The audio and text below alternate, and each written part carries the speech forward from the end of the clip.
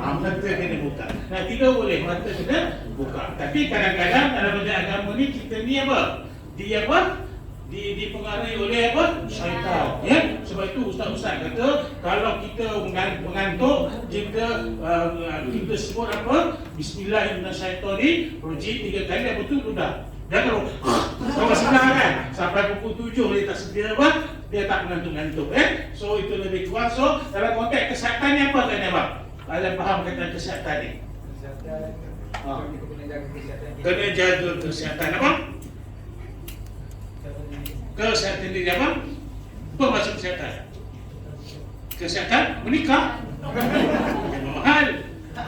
Kesihatan lah ya. Yang belakang geng jahat apa dia? Selalu belakang ni geng jahat ni. Apa maksud kesihatan? Yang belakang geng jahat apa dia maksud kesihatan? Geng jahat apa maksud kesihatan?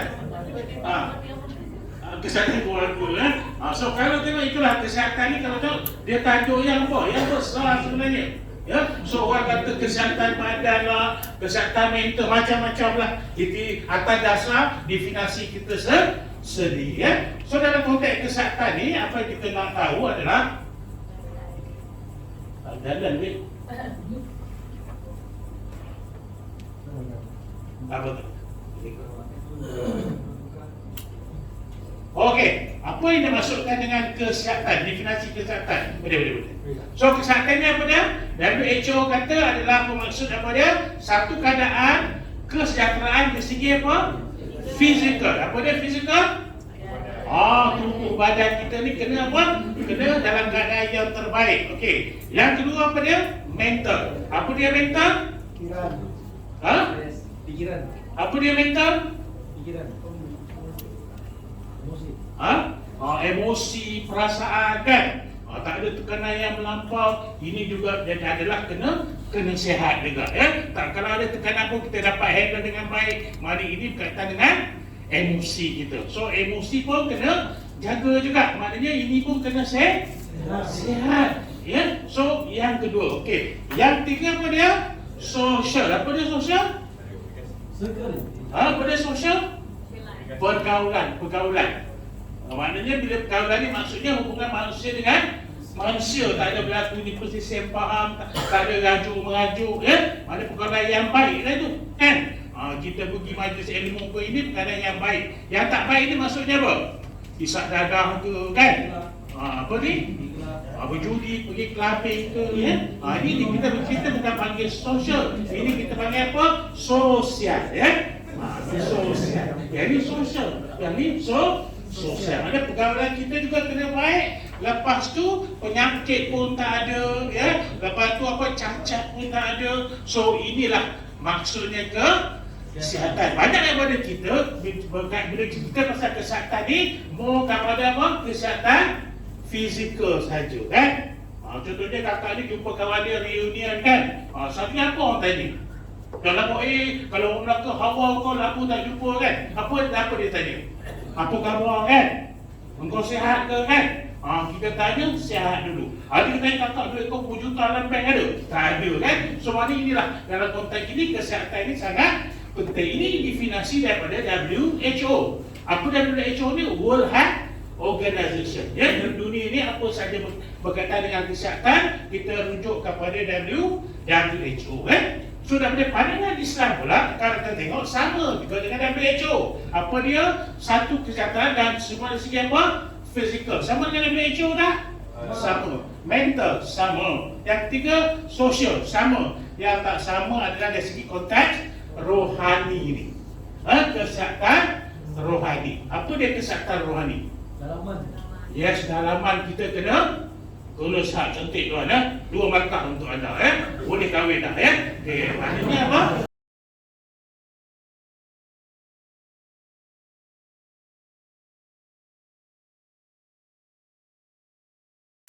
Tapi kadang-kadang kita ni mau mementingkan kepada kesihatan fizikal kita juga.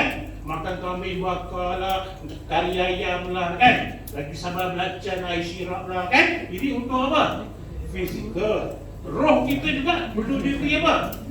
Makanan juga. So itulah kepentingannya. Roh pun kena sihat, jasad pun kena sihat. Sebab manusia itu terdiri daripada dua komponen. Yang pertama adalah jasmani, jasad. Yang kedua adalah roh, dalaman. So dua-dua ni kena sihat, ya. Right. So kalau kita tengok dalam konteks kerohanian ini, ada beberapa faktor yang mempengaruhi kesihatan kerohanian kita. Yang pertama adalah apa? Untuk kuat pegangan agama. Maknanya kukuhkan, tingkatkan kita punya untuk pegang agama kita dengan kuat. Apa caranya agaknya? Solat. Ya, solat jangan tinggal orang, solat jangan diabaikan, jangan dilewat-lewatkan, sebab hidup mati ni kita tak tentu. Kadang-kadang yang muda pun panggil dulu, kena COVID lah, kena dengue lah, aksiden motor lah, macam-macam, So sebab itu persediaan kita sangat penting dari segi kesihatan kerohanian. Sebab ini adalah tanggungjawab kita sebagai seorang Islam, Rukun Islam ni kena jaga betul-betul, jangan diabaikan, jangan dilewat-lewatkan. Ini yang pertama dalam konteks kesihatan kuat pegangan agama. Maknanya kita tak mengikut apa saja yang telah ditetapkan Allah Subhanahu Wa Taala. Tanggungjawab kita sebagai seorang Islam atau seorang Muslim. Right. Yang kedua, kena pupuk hubungan yang harmoni. Apa maksud hubungan harmoni? Dalam hubungan seharian ini mesti dalam keadaan yang apa? Yes, yang terbaik, tapi sebagai seorang manusia ni, kita jangan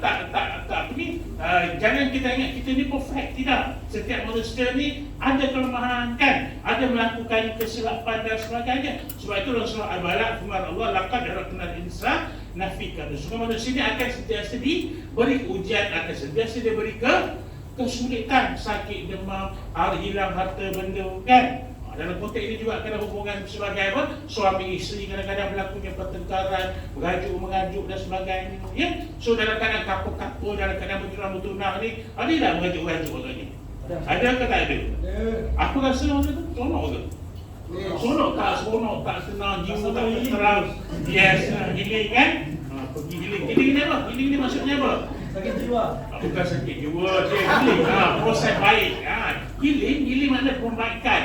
Healing, baikkan luka, kan? Yang ni apa? Healing jiwa. Apa ni?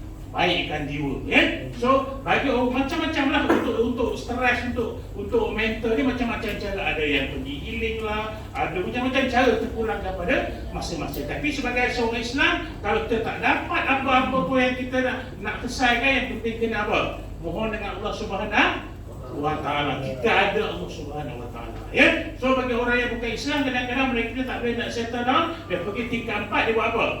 Terjun bangunan, selesai masalah, kan? Tapi kita sebagai orang Islam ada tempat yang kita nak mengadukan, solat hajat dan sebagainya. Ini yang perlu kita lakukan. Tapi yang penting dalam konteks kita berkeluarga, mesti pupuk hubungan yang terbaik antara siapa?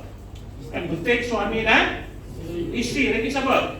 Mak ayah, anak, ipar, duai, kan? Jiran, tetangga. Ini semua adalah untuk apa? Untuk keharmonian sesuatu keluarga. Kalau kita tak baik dengan jiran kita, apa yang berlaku? Nak balik pun tak seronok, kan? Kalau dekat pejabat, kadang-kadang kita ada masalah dengan bos, dia bertekar-tekar. Besok seronok ke nak pergi office? Tak seronok, rasa nak berhenti, nak cuti, nak berhenti pun ada, kan? So inilah yang berlaku. Begitulah dalam konteks kita berkeluarga, maksud seronok ke? Kalau isteri mengajuk, suami pandang belah sana, isteri pandang belah sana, kan? Tak seronok. Dalam keadaan kapur-kapur, dalam keadaan sweet-sweet ni jadi macam tu, dah jadi tambah duduk serumah dan sebagainya. So, kalau ada masalah, maknanya cepat kena apa? Settle down, kan? Maaf ni sangat penting. Sebab ini penting dalam kehidupan kita berkeluarga ini, mesti ada tolak ansur antara suami dan isteri. Tak, manusia macam tu, jiwa dia memang tak lari akan berlaku sedikit kesilapan dan sebagainya. Tapi kadang-kadang perempuan ni nakal juga, untuk pengalaman tuan-tuan semua, Sebab apa? Kadang-kadang yang perempuan ni dia apa? Dia test saja. Ada saja berlaku, kata apa mamak dia nak buat ni, kan? Apa strategi mamak dia tengok? Pujuk ke tak? Pujuk, bos, ada apa? Oh, sila. Kita ingatkan lah, lawatan apa ni? Lawatan PMX ke apa, kan? Belasan, Okey, dan maknanya di situ, Ini watak manusia. Watak manusia. Maknanya pentingnya kehidupan dalam keadaan yang harmoni. Baik, right. Now seterusnya yang ketiga adalah untuk berikan kita kena reda apa saja yang berlaku dalam kehidupan kita perlu dalam keadaan berfikiran realistik. Maksudnya terima seadanya kehidupan seharian kita.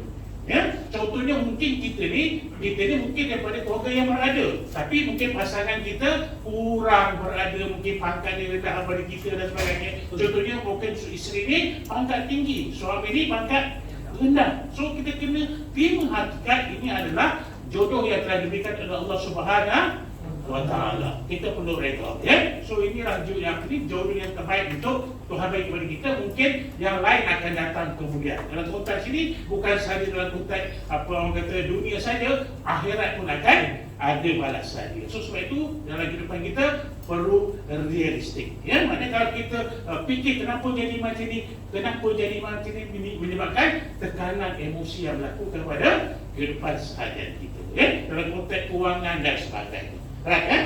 So yang keempat, kalau kita tengok, kena merancang perubahan kehidupan kita dengan apa? Dengan bijak. Apa kita nak rancang tadi? Apa yang kita nak rancang? Kahwin dekat mana? Kahwin dekat mana, kan? Maknanya kalau kita nak kahwin besok, plan kita apa? Mungkin abang nak anak 12 orang, kan? Betul? Nak isteri, nak anak, dan 12 orang anak, isteri kata, aku ingat aku kilang tu, maknanya contohnya kita nak ambil apa? Rumah, kan? Betul tak, plan nak ambil kereta, kan? Plan nak anak 2 orang ke, nak kembang 4 ke, kan? So ini perancangan kehidupan kita, ini more kepada apa? Dunia saja. Tapi maksud saya di sini, kita juga berancang untuk akhirat. Sebab dunia ini hanya sementara saja, yang penting di akhirat. Maksudnya bila kita berkahwin, sebelum berkahwin kita dah rancang untuk apa? Menambahkan ilmu kita untuk akhirat, dekat-dekatkan diri dengan surau, masjid dan sebagainya. Okay, right. Seterusnya kalau kita tengok, kena pengurusan masa juga sangat penting dalam kehidupan seharian. Ya, kadang-kadang kita ni terlalu sibuk dengan tugasan harian, sibuk untuk cari income, tak nafikan, kan? Bagi isteri suami ni kadang-kadang nak buat part time, buat apa? Buat Grab lah, Foodpanda lah dan sebagainya. Tujuannya untuk apa? Cari income. Yes, tak nafikan, tapi mesti ada masa ni bersama-sama dengan keluarga, bersama-sama dengan majlis ilmu dan sebagainya. Ya, untuk pengalaman bakal-bakal suami ni, tanyalah isteri, bakal-bakal isteri ni. Seboleh-bolehnya isteri ni nakkan suami sentiasa berada di sisi mereka. Betul tak? Betul ke tak betul? Yes, isteri ni kalau boleh sentiasa nak berkepit di sebelah suami, ya. Sebab ini adalah apa? Mereka akan rasa apa? Selamat, ya. Mereka ada pelindung dan sebagainya. So, sebab itu bila dah berkahwin, banyakkan masa dengan apa? Dengan family, dan juga banyakkan masa dengan majlis-majlis agama. Ini sangat penting. Ya, kadang-kadang kita ni sibuk dengan hobi kita, pergi mancing dekat laut 2 minggu lah dan sebagainya. So kalau hobi ni kita faham, tapi jangan terlalu apa? Terlalu kerap untuk program-program macam itu. Ya, sebab apa? Untuk kita punya faktor kerohanian. Ya, so yang penting asas-asas kerohanian juga kena diterapkan di dalam keluarga kita. Apa maksudnya tadi? Anak-anak diterap dari peringkat awal dari segi baca doa, makan ke, masuk tandas ke dan sebagainya. Yang ini yang anda perlu lakukan dalam konteks keluarga bahagia nanti. Sebab apa? Inilah yang penting dalam kehidupan kita, dalam konteks apa dia? Kerohanian. Ya? So bila rohani cantik, iman cantik, maka cantiklah keluarga kita. Ya? So yang ini perlu kita ambil kira. Okay. So seterusnya adalah berkaitan dengan kesihatan mental. Dia ada apa kakak? Tak ada apa-apa. Okay. Apa maksud kesihatan mental? Maknanya apa? Tak ada tekanan yang melampau. Dalam konteks kesihatan mental yang simple, saya nak bagi tahu anda, kalau anda ada satu-satu masalah dapat selesaikan, maknanya kesihatan mental anda dalam keadaan yang terbaik dah. Tapi kalau tak boleh duk fikir, tak boleh nak settle, ini mungkin datangkan masalah. So kalau yang penting sekali macam saya cakap tu, akhirnya minta dengan Tuhan. Kadang-kadang kita disombong saja untuk minta dengan Tuhan, kan? Lepas solat saja, kadang kita solat jemaah, imam pula baca doa, kita dah cabut dah, kan? So maknanya minta. Tuhan sentiasa menanti apa? Doa kita sebenarnya. Kadang-kadang kita saja yang sombong untuk minta dengan dia, kan? Sembahyang, hajat dan sebagainya. Ini sangat penting untuk menyelesaikan satu-satu satu-satu masalah. Ya, kalau tak dapat diselesaikan. Ya, ini yang penting dalam kehidupan kita. Sebab apa? Kalau tidak, kita akan mulai masalah tekanan yang melampau. Akhirnya mungkin kita akan masuk ke mana? Hospital buah-buahan. Kalau hospital buah-buahan kat mana? Yes, ada orang hutan dan juga kampoi. Hospital buah-buahan betul? Hospital buah-buahan. Sebab apa? Pemurungan yang melampau. Ya, pemurungan yang melampau. Baik. So yang lain itu tak apa, nanti ada satu tajuk berkaitan dengan apa?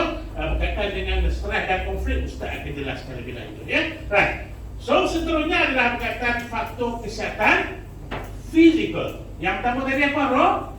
Rohani. Yang kedua, rohani dah sihat, mental dah sihat. Sekarang ni tubuh badan kita juga perlu sihat. Baik. Dalam konteks kesihatan fizikal, ada dua perkara yang perlu kita ketahui. Yang pertama adalah amalan cara hidup sihat. Masa sekolah tu kita belajar masa universiti kan. Apa amalan gaya hidup sihat kita? Apa amalan gaya hidup sihat? Apa dia? Ya bang, apa amalan gaya hidup sihat bang? Apa dia? Tak dapat. Apa? Apa amalan gaya hidup sihat? Bersuka, betul. Apa lagi? Tak tahu lagi. Apa menjawab? Makan makanan sihat lagi. Apa lagi? Masa sekolah tu kita belajar ni. Ya, makan sayur kan. Lagi apa? Bersenam, yes. Apa lagi? Makan tangkung kan. Lagi apa lagi? Apa lagi? Apa lagi? Kakak-kakak apa lagi kakak-kakak? Riadah. Senam lah tu. Okey, apa lagi kakak-kakak? Saya kena round ni petang-petang ni bahaya ni. Macam wajah asrama pula kan. Jangan bagi tidur kan. Apa dia? Lagi kakak-kakak? Apa dia? Makan apa? Makan ikan? Pergi mancing. Lagi apa lagi? Pergi apa? Apa dia? Dia kerja selesai sedaman lah tu kan. Tak apa. Saja aku tanya kan, takut-takut dengan M2 ni kan. Right, okey. Apa dia amalan jaga sihat yang pertama tadi? Sahabat-sahabat kita dah cakap, pemakanan sihat. Makanan tidak makanan, pemakanan yang sihat. Okey, yang kedua, Pergaulan fizikal, senaman ya. Senaman ini dah dulu kita belajar sekolah dulu ni kan. Soalnya pergaulan sosial mengikut syariat. Okey. Yang keempat adalah tabiat harian. Tabiat ya. Tabiat ni apa? Yang kita buat hari-hari kan. Kalau tabiat itu lain. Nabi kata tabiat nak mampus kan. Nabi kata lain kan. Tabiat pun tabiat ya. Ni tabiat apa yang kita rutin kita lakukan. Okey, baik. Yang kelima adalah apa? Pengurusan stres yang betul. Sebab stres ni juga boleh menyebabkan masalah dalam kehidupan fizikal kita. Nanti kita akan bincangkan. Ya, baik.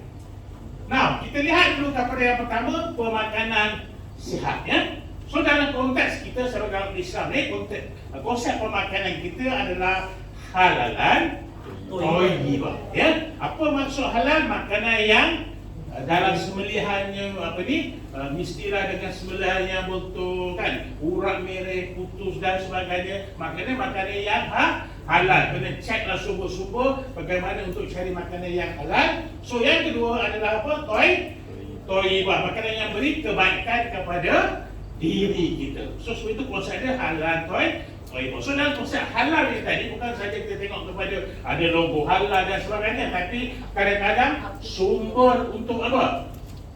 Sumber untuk beli makanan ni juga kena ambil kira. Ya? Jangan makan duit daripada beli apa? Menanam weko ke kan? Tapi saya tak cerita pada anda semua kat sini ni. Anda ni semua semua ahli-ahli syurga semua ni. Tengok muka semua juga ni ada nur semua dekat kita kan. Cahaya dekat muka ni ya. Sebab yang saya cerita ni orang dekat luar Somalia ke mana-mana kan. Maknanya duit-duit ni kalau kita gunakan untuk beli makanan, dia menyebabkan impak kepada kesihatan kita. Contohnya nak bagi anak makan, nak bagi isteri makan kan. So sumber duit ni kena tengok juga daripada sumber yang halal. Sebab kita jadi darah daging kita, mungkin anak jadi malas belajar, tak nak baca Quran kan, suka untuk solat dan sebagainya, sebab dia dah jadi darah daging. Betul juga kadang-kadang kita kerja ni ada claim mileage ke, overtime ke, jangan kona-kona claim tu. Sebab impactnya kepada siapa? keluarga kita. Kalau kita buat dulu tu sudah-sudahlah kan. So maknanya lepas ni kena buat cara yang betul. Sebab apa? Untuk apa? Untuk kebaikan keluarga kita. Impaknya sangat besar dalam kehidupan kita nanti. Mungkin anak tak dengar cakap dan sebagainya. So bila kita recall balik, oh mungkin sumbernya sumber yang yang meragukan yang kita guna untuk beli bahan makanan dan sebagainya. So begitu juga kadang-kadang kalau kita tengok sekarang ni, kita ni suka order apa? Suka order online kan? Foodpanda ke Grab. Ada kena tengok juga makanan yang ada order ni daripada kedai yang mana. Ya, sebab kalau boleh makanan kita mesti disediakan oleh mereka yang bertakwa. Maksudnya orang Islam lah, ya. Kadang-kadang kita order nasi ayam ke Hainan tu rupanya bukan daripada apa? Daripada orang Islam. Dia mungkin juga daripada dari segi ayatnya ke dan sebagainya yang meragukan. So sebab itulah ini bahaya ni dalam konteks online ni. Pastikan betul-betul makanan ni daripada sumber-sumber yang disahkan yang halal. Ya. So kalau tidak, impact inilah yang berlaku kepada kita, kesihatan kita terjejas dan sebagainya. Okey, right. Yang kedua adalah thayyibah. Apa maksud thayyibah? Memberi kebaikan kepada diri kita. So dalam konteks pemakanan ini tadi, dalam konteks thayyibah ni, makanan kita mesti makanan yang apa? Bersih. Dia berkhasiat kepada badan kita, ya. Dia membina tubuh badan kita dengan sihat dan sebagainya, ya. Right. So sebab itu dalam pemakanan ini, kalau kita tengok ada satu konsep yang dikatakan apa? Yang kita panggil apa dia? Yang dikatakan apa dia? Piramid makanan. Pernah tengok piramid makanan? Masa sekolah dulu kan. So masa sekolah dulu, untuk anak-anak semua, yang bawah ni bukan yang ini sekarang. Yang ini. Yang ini selalunya masa anda belajar dulu kan atas. Yang ini sekarang di bawah sekali apa? Sayur-sayuran dan juga buahan. Kalau dulu kita suruh makan nasi, suruh makan karbohidrat ni banyak. Tapi sekarang ni dah bertukar. Yang bawah ni sayur-sayuran dan buah-buahan kena ambil banyak. Sebab apa? Sekarang ni cara kita bekerja pun dah berubah. Cara kita pergi kerja pun dah berubah. Kan? Kalau masa dulu orang pergi kerja jalan kaki, orang pergi kerja naik basikal. Ada tak orang pergi kerja naik basikal sekarang? Pernah nampak kat KL ni? Tak ada. Paling cokiang pun ESY kan? Paling cokiang lah. Bangla lah. So Bangla tak masuk kursus ni. Bangla tak masuk kursus ni, ya. Ya, tapi kalau konteks ini sebagai orang Islam dekat Malaysia ni, bahawa yang di Malaysia ni mostly tak guna benda-benda. Sebab apa? Bila kita tak guna benda-benda macam ni, kadar pembakaran ni berkurangan. Ini sebab bahaya lah sebab basikal kan. Apa dia? Apa dia? Yang bahaya Ustaz. Bahaya itu dalam konteks kemalangan lah kan. Dalam konteks kemalangan kan. So dalam konteks pemakanan kita, maksudnya bila kita letakkan kalau karbohidrat ni banyak, bila terlebih apa yang berlaku, dia tak boleh guna. So kita ni guna tenaga tak banyak. Banyak kerja di pejabat kan. Kalau kita kerjakan naik latih, kalau ada pun berjalan sikit saja, ya. Ada naik motor, naik kereta dan sebagainya. So kita kalau boleh, sebab itu menyebabkan kita ni terlebih kalori di dalam badan kita. Mana nasi, kanji, roti ni dia kalori yang sangat tinggi. Kalau jika dia tak bakar, apa yang berlaku? Dia akan bertukar dalam badan kita menjadi apa? Ia jadi lemak. Itu yang buku berdekat pokok ni. So ceramah dia apa? Bila ceramah dia makan kan? Bila makan dia ceramah kan? Itu berkumpul banyak tu, tenaga banyak kurang. Ya, so inilah yang berlaku dalam konteks ini. So ini menyebabkan proses ini ditukar. Kita boleh makan bawah sekali, kena ambil sayur dan buah-buahan, kena kena banyak. Ya, kalau tengok Rasulullah juga suka makan buah. Buah apa Rasulullah suka makan? Tembikai. Anggur. Anggur lagi apa Rasulullah suka makan? Tamar lagi apa lagi? Ada 5, pisang kan? Buah zaitun, ya, sebab buah banyak memberi vitamin kepada tubuh badan kita. Ya, sayur-sayur pun kena makan. Ya, saya pastilah dalam kumpulan umur anda sekali ada yang tak suka makan sayur. Siapa yang tak suka makan sayur? Sila angkat tangan. Ada yang tak suka makan sayur? Ada tak? Tak ada. Tak suka makan sayur. Kakak tak suka makan sayur, kan? Sebab apa? Umur anda pada masa itu, pada peringkat awal apa dia? UPIP. Tahu Bu UPIP? Bu UPIP makan apa? Ayam tu, yang apa? drumstick itu. Ya, ini mempengaruhi kadang-kadang kehidupan bapa anda punya apa? Cara pemakanan anda seperti iklan dan sebagainya, tambah pula KFC, masa tu baru ada dia ada. Ustaz, kalau nancis tu Ustaz, okey ke Ustaz? Kalau apa? Nancis. Nancis? Ah.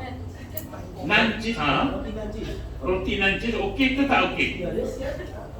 Betul, nancis dia boleh makan, dia ada kalori, tapi jangan lebih. Kalau lebih dia akan masuk simpan dalam badan kita, dia akan tukar jadi lemak. Orang dah pergi sayur, dia bawa pergi nancis. Ya? Tahu dah kan gurau je. Petang-petang kita macam ni. Kita macam ni ya. Kita macam ni. So, maksudnya sayur ni, tadi apa ni? Tak nak makan. Sebab impact dia kalau tak nak makan sayur, apa yang berlaku? Kita ni kurang adanya vitamin. Tak cukup vitamin, itu mudah dapat sesama, mudah dapat batuk, mudah dapat demam. Unless kalau kita ambil suplemen vitamin C, itu lain cerita. So sebab itu, tak nak makan sayur tak apa, please makan buah. Buah-buah kena makan juga. Sebab ini yang penting datangkan vitamin dalam badan kita. Macam carrot, tomato kan. Warna-warna ini adalah sasaran yang baik untuk kita. Terutama yang segar-segar. Walaupun kita makan sayur, tapi kalau overcook pun tak boleh juga. Kita makan, kalau kita pergi kedai mamak kan, mamak masak kobe sampai apa? Warna apa? Warna kuning kan. Dia overcook ya. So maknanya tak vitamin tu semua dah apa?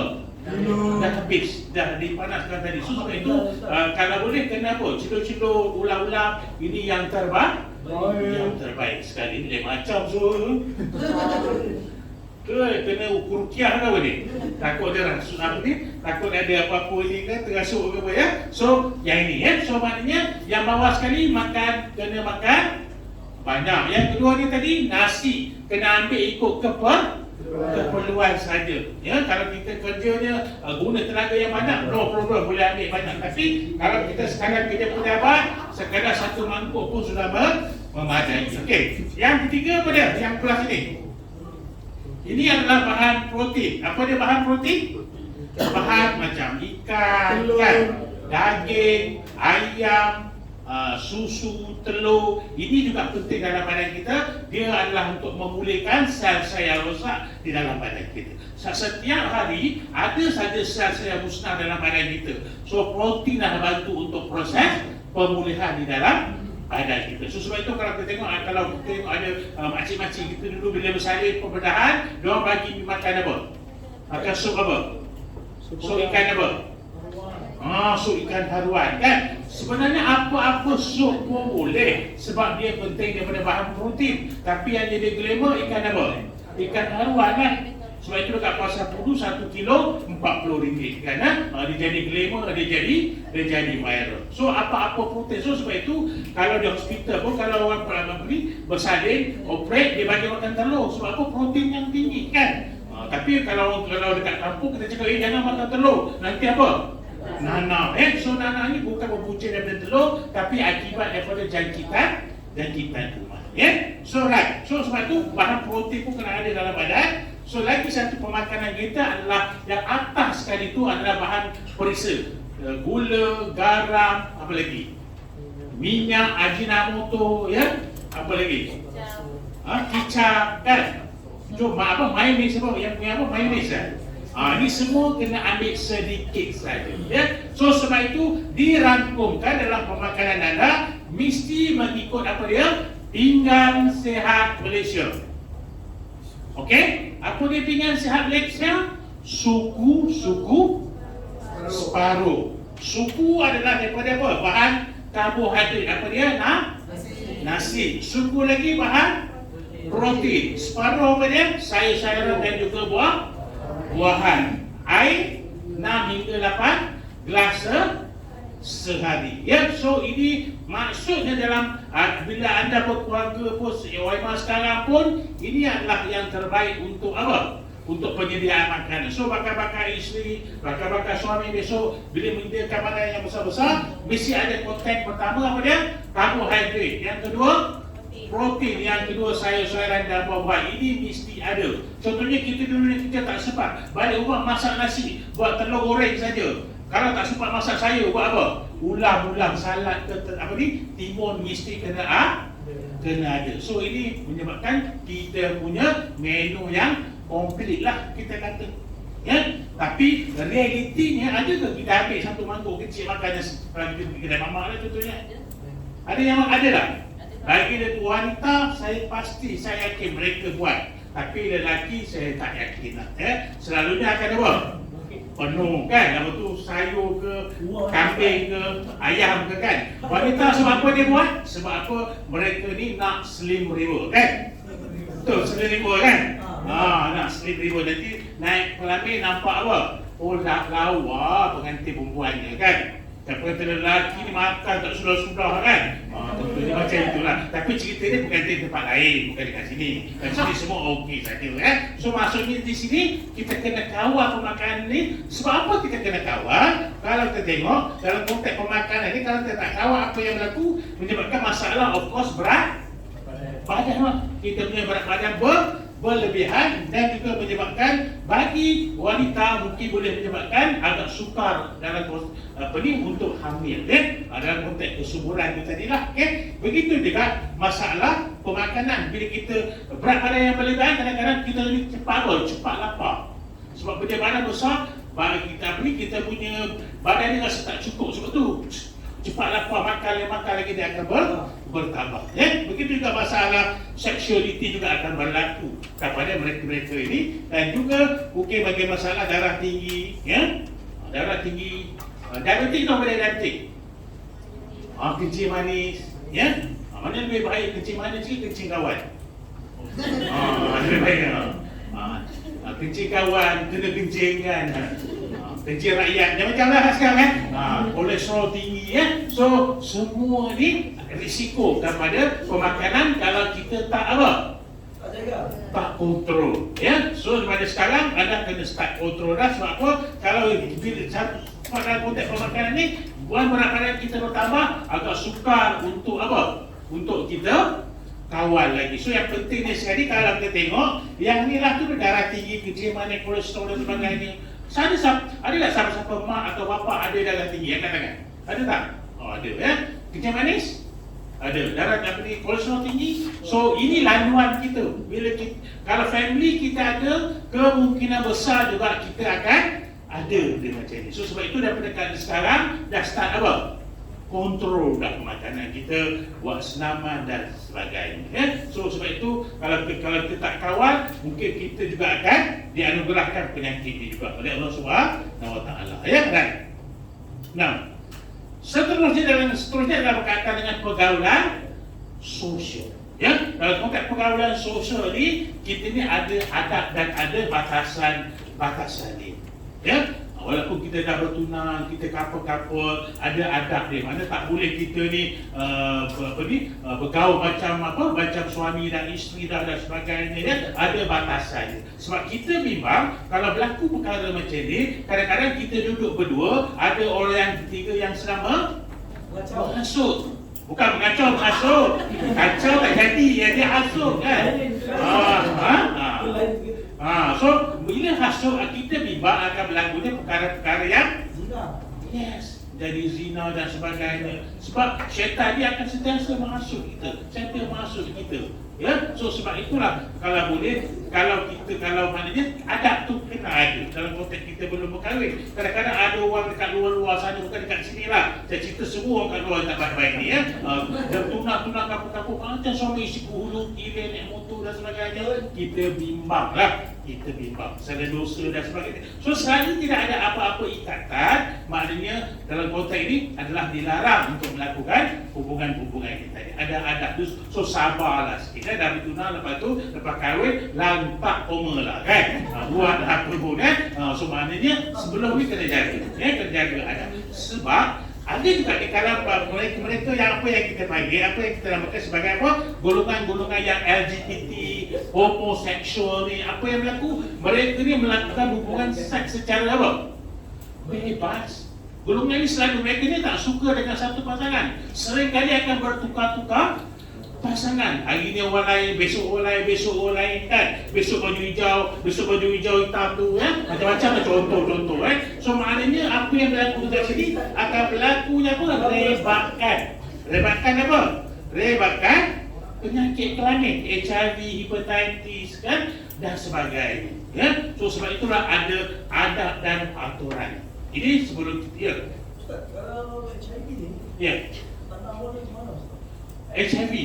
Dia HIV ni tanda awal dia HIV ni kalau tengok nanti kita akan ceritakan, dia tak menjadikan masalah kepada kita. Dia cuma melemahkan sistem pertahanan dalam badan kita. So, pertama kalau tengok banyak penyakit dada, mereka akan ada penyakit batuk kering. Tahu batuk kering? TB. Bukan TB warna, TB tuberculosis bacilli, batuk kering. Sebab virus dia tidak merosakkan manusia tapi melemahkan sistem badan manusia, so kuman yang lain akan masuk yang menjahanamkan manusia dan juga boleh menyebabkan kanser dan sebagainya. Itu buruknya HIV ini tadi. Terjawab cukup jangan tanya.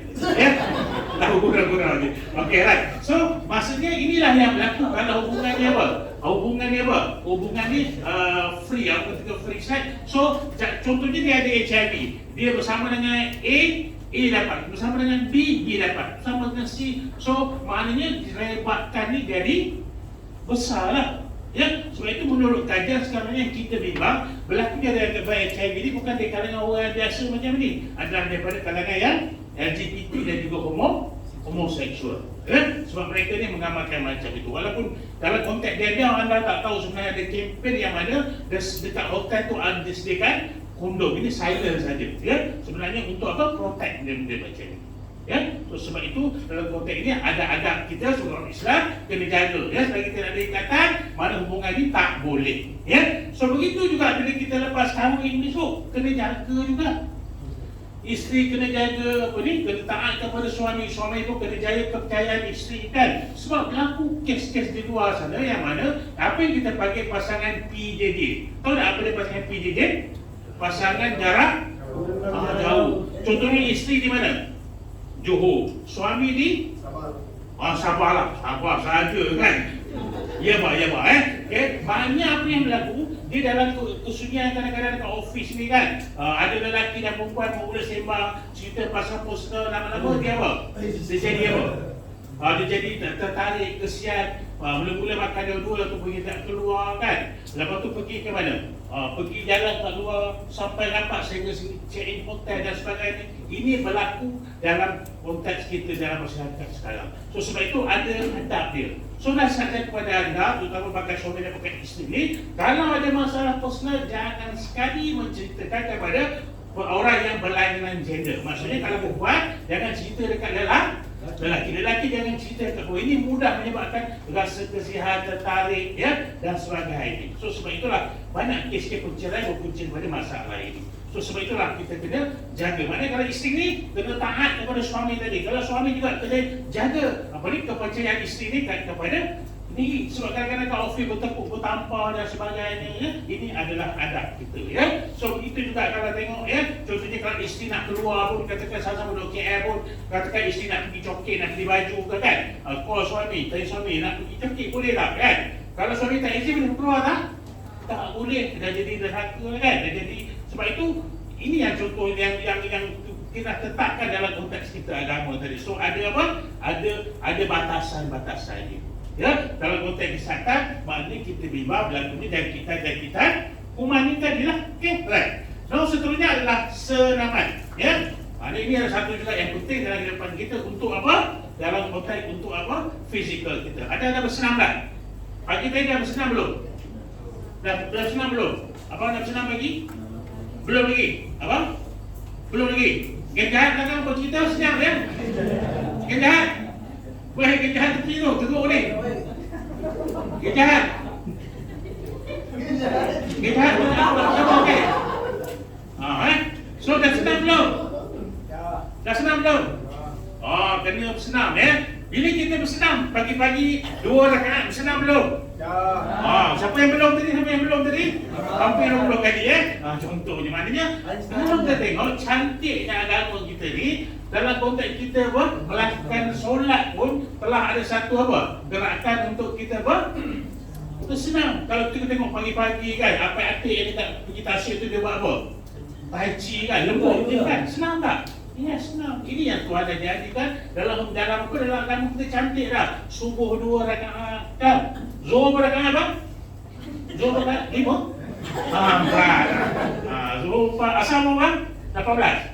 4 juga So maknanya yang ini yang kita dah lakukan. So dalam konteks ini kita menggalakkan untuk melakukan senaman. So kita saja ada untuk melakukan senaman berapa? 150 minit selama seminggu ataupun 5 hari. 5 kali maknanya sekali senaman lebih kurang 30 minit. Ada yang buat ke setiap hari 30 minit senaman? Ada buat? Tak ada. Mungkin tambah bila kahwin besok tak ada masanya kan. Bila ada anak, kalau kamu nak balik lah, ambil anak, nak masak, nyaman cakap puluh memang tak ada punya lah Sekurang-kurangnya seminggu sekali kena buat. Tapi masa budak-budak ni no problem lah kan, boleh, tak ada masalah. Tapi bila kahwin memang mungkin busy, so ambillah masa satu dan ahad untuk apa? Sama-sama isteri, sama-sama anak, besok kan jalan-jalan laju dekat Tasik, masa apa boleh pula jalan sama-sama kan. Bila dah ada anak pula maknanya mengapa dilakukan ini adalah untuk apa? Menjaga berat badan yang unggul. Tapi kalau berat badan yang lebih tak payahlah bersenam, tak turun berat badan tak apa. Yang penting untuk mengelak untuk kecergasan kita, mengekalkan kecergasan. Sebab badan kita ni kalau kita tak guna, dia akan masuk, kita akan cepat mengecil. Dia akan jadi wasting. So sebab itu kalau sebulan kita berpuasa, kita tak main pusat sebulan, lepas tu nak main balik rasa macam mana? Badan sakit, buruan, sebab apa? Masuk kita mengecil dengan cepat. Tapi dia nak pulih balik, dia ambil masa yang lama. So sebab itu kena kekalkan kecergasan juga sangat penting. Dia juga ada mempengaruhi dalam konteks kebaikan untuk bagi orang lelaki, untuk sexuality juga mempengaruhi dalam konteks kecergasan ini tadi. Sebab badan kita darah berjalan lancar, jantung berjalan dengan baik dan sebagainya. Okay? So, yang ketiga adalah untuk mencegah penyakit-penyakit tadi lah. Darah tinggi, kencing manis, kolesterol dan sebagainya. Terutama kita yang ada, family kita ada sejarah. So sebab itulah kita buat senaman atau gerakan fizikal. So apa saja gerakan yang bagi anda boleh, tak ada masalah. Contohnya rumah abang ni ada kolam renang, dia boleh berenang kan. Rumah abang ni ada kuda, dia boleh menekan kuda kan. Rasulullah pun apa? Bawa kuda kan. So rumah abang ni ada apa? Ada basikal bodoh. Betul basikal bodoh? Kayu tak sampai kan. Basikal bodoh tu kan. Kayu tak sampai kan. Contoh apa sajalah kita buat kan. Bagi ikut esok bakal suami ni, bakal isteri, kalau suami ni beli washing machine, tak nak bang. Sebab apa? Saya nak exercise basuh, baju pakai tangan kan. Contoh saja kan. Contoh maknanya apa saja pergerakan yang kita boleh lakukan Sebab apa? Untuk bakar kalori, untuk kecerdasan. Okay, right. Okey, ini satu lagi adalah tabiat So tabiat yang pertama adalah untuk apa? Untuk yang pertama, elakkan stres. Boleh elak ke stres? Boleh elak ke stres? Boleh elak. Stres tak boleh elak, cuma uruskan kan. Kalau hilang motor, boleh settle motor hilang? Tak boleh kan. So uruskan dengan cara yang baik. So sebab itu tadi ada konsep apa? Redha tadi kan. Terima, mungkin kita hilang motor, tak apalah. Mungkin Allah SWT nak bagi aku apa? Mercedes Benz ke kan, Wildfire ke, Alphard ke, siapa tahu kan. Itu semua apa?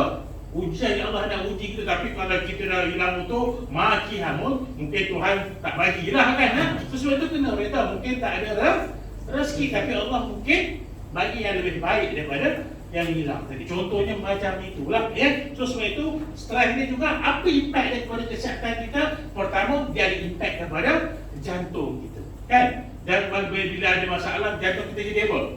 Berdebar kan. Kadang-kadang tekanan darah jadi naik, tengkuk jadi sakit. Sebab apa? Emosi kita terganggu. Sebab itu kadang-kadang kita pergi klinik, doktor cek darah, tekanan kecil ni sangat tinggi, kenapa kan? Ada cukup rehat ke? Ada fikir apa-apa tak? Cukup tidur tak? Sebab impact dia kepada apa? kesihatan fizikal kita. Yes, akibat daripada masalah yang berlaku kepada kita. So, tekanan darah naik kan. Kita akan jawab apa? Doktor tak ada apa-apa darah. Saya pun tak ada masalah apa-apa. Tapi kita tak tahu. Sebenarnya tiap hari bank gojek. Bank 3 bulan kereta boleh bayar nak kena tarik ni kan. Dia apa? Tak tahu emosi. Tambah pula nak kahwin ni kan, nak uruskan macam-macam benda kan. Stres kan. Dia dah stres, dia dah settle ke apa?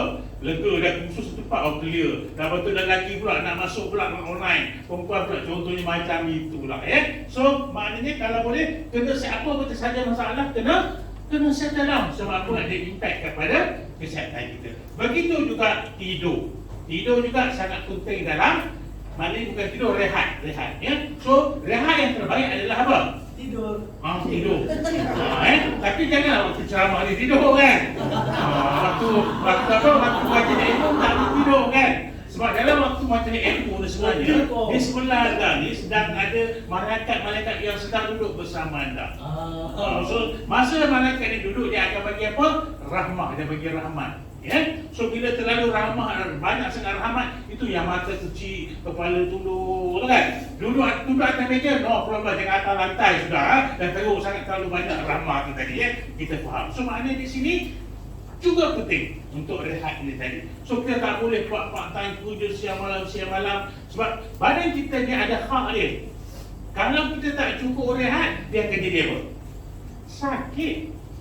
Jadi sakit. So sebab itu mesti ada masa untuk berehat. Contohnya kita ni peminat bola, Liverpool ke Manchester United kan. Dia main bola pukul berapa?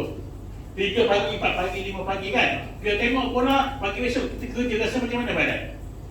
Letih, lemau. Sebab biasa tidur ni lah punya pembunuhan sel-sel dalam badan kita. Dia nak pulihkan badan kita. So sebab itulah rehat. So berapa jam tu anda rehat? Lebih kurang 6 hingga 8 jam mesti berehat. So kena konsisten macam itu. Okay, right. So seterusnya adalah jaga kebersihan diri dan persekitaran. Ini juga sangat penting untuk kita sebagai suami dan sebagai isteri, mesti jaga kebersihan diri. Masuk kebersihan diri pada sekolah ni kita dah belajar kan. Apa yang sekolah ajar ke sekolah dulu? Rambut kena shampoo, gigi kena gosok kan, kuku kena apa? Kuku kena putus, rambut kena kemas So jangan ada bau-bau yang kurang menyenangkan kalau suami dengan isteri dengan suami, begitulah kena jaga benda-benda macam ni untuk kebersihan diri. Selain daripada kesihatan suami dan isteri, tapi yang penting juga adalah untuk apa? Jangan datangnya penyakit So kebersihan diri ni kalau tengok agama kita dah terapkan kan. Sebelum kita solat, kalau boleh kita kena sebab itu sepanjang masa kita disarankan supaya apa? Dalam keadaan berwuduk kan. Kalau boleh kan. Sebab apa? Ini telah diterapkan daripada peringkat awal dalam agama kita. Dah ada dalam konsep kebersihan diri. Masa time COVID dulu kita berusaha nak basuh tangan lah, pakai mask dan sebagainya kan. Tapi sebenarnya dah lama dah ada dalam agama kita. Tapi mungkin kita tak praktik kan, basuh tangan kan. Kita butuh pun basuh tangan kan, kumur dan sebagainya So ini penting dalam kehidupan kita. Dan juga jangan ada bau-bau yang kurang menyenangkan lah untuk daripada badan kita ke contohnya kan. Begitu juga dalam konteks persekitaran rumah kita, kawasan rumah kita mesti dalam keadaan bersih. Sebab kalau dalam keadaan kotor, buang sampah tak buang dengan baik, akan datanglah makhluk-makhluk yang membawa penyakit. Contohnya penyakit makhluk yang kita panggil apa? Lai lati. Tahu tak apa dia lai lati? Lai apa? Lipas. Kan, lipas. La apa? Lalat. Sebab lalat ni selalu dia akan apa? Hinggap tempat yang apa? Tempat yang kotor, lepas tu dia hinggap dekat makanan. Maka kita akan dapat penyakit wet flu. Tahu tak penyakit wet flu? Siapa tahu penyakit wet flu? Tak tahu penyakit wet flu? Tak tahu? Wet flu, buru kat bawah Ceri-beri dan muntah-muntah, keracunan makanan kita dia tahu wet flu, orang lain tak tahu, doktor pun tak tahu maknanya ceri-beri dan muntah-muntah akibat daripada keracunan makanan lalat yang bawa tadi Lagi satu tikus. Sebab tikus ni dia punya pegangan bila lalu satu tempat tu dia akan bereceh-receh kain kencing. Tahu tak bereceh-receh maksudnya? Faham tak bereceh-receh? Sebab punti dia kecil, sampai dia lalu dekat makanan kita, dia akan mungkin masukkan kencing dalam makanan kita, maka kita akan dapatlah penyakit apa dia? Kencing tikus ataupun leptospirosis. Ya, so sebab itu persekitaran rumah kita mesti clear, mesti usir. Sebab tikus ni tabiat dia, kalau dia ada makanan dia akan datang. Sebab itu makanan tak boleh buang remah-remah dekat dalam longkang. Bila ada makanan dia akan datang. So sebab itu dekat Medan saya dekat KL ni kan, tengah duduk tunggu makanan, tidur sengkong bertikus. Besar-besar apa? Besar-besar kucing. Semangat, sihat, sejahtera dia kan. Sebab apa? Makanan banyak. Cara perukusan tak betul. Ini menyebabkan dia akan datang. Okay? Selain daripada juga mungkin nyamuk Aedes dan sebagainya, ini boleh membawa penyakit, membawa kemudaratan kepada kita. So sebab itulah pentingnya menjaga persekitaran di rumah kita, mungkin di pejabat dan di mana saja. Ya, kan? So seterusnya adalah jauhi bahan-bahan ketagihan. Apa dia bahan ketagihan? Dadah, apa lagi? Rokok, vape, alkohol, apa dia? Ha? Vape. Oh, vape mushroom. Yang ni okey. Yang ni pun tak okey kan? Okey lah. Maknanya yang ni lah bahan-bahan yang menyebabkan ketagihan. Okay, right? So ini telah bincang, kalau tengok apa ni bahan ketagihan, yang ini, rokok. Okey, rokok ni haram ke halal? Siapa kata haram? Rokok tak haram. Kalau haram pegang tak boleh lah kan. Tabiat merokok tu haram. Rokok tak haram, tabiat merokok tu haram. Rokok tak ada apa ya, tabiat merokok tu difatwakan sebagai haram. Sebab apa? Bila kita ambil satu-satu yang boleh memudaratkan kita, maka sebab itu difatwakan sebagai haram. So kalau kita buat juga, kita jadi berdosa. Ya? So kalau kita berhenti daripada merokok, kita berhenti merokok, kita diberi pahala sebab kita menjauhi daripada perkara yang haram. Kita nak pahala ke nak dosa? Pahala lah. So maka berhentilah merokok. Ada yang merokok kat sini? Merokok? Ya, merokok tak apa. So kita dah tahu masalah dia, maknanya mengapa merokok ini diharamkan? Sebab dia boleh menyebabkan kanser lah, boleh menyebabkan masalah macam-macam dalam kehidupan kita. Sebab menurut kajian, satu batang rokok ni dia memendekkan nyawa manusia lebih kurang 5 minit. Ya, satu batang yang hisap kurang 5 minit nyawa. Hisap kurang 5 minit ya. Kira-kira esok lusa dah meninggal kan. So sebab itu kena berhenti. Selain daripada haram tadi. Ya.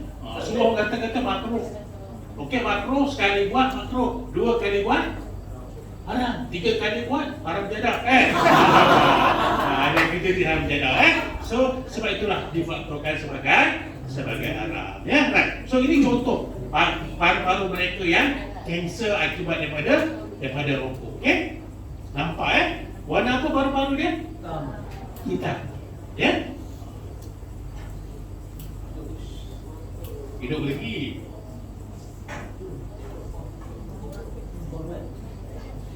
Right, itu bersakit So kalau kita tengok dalam rokok ni ada, asap rokok ni ada 4,000 racun.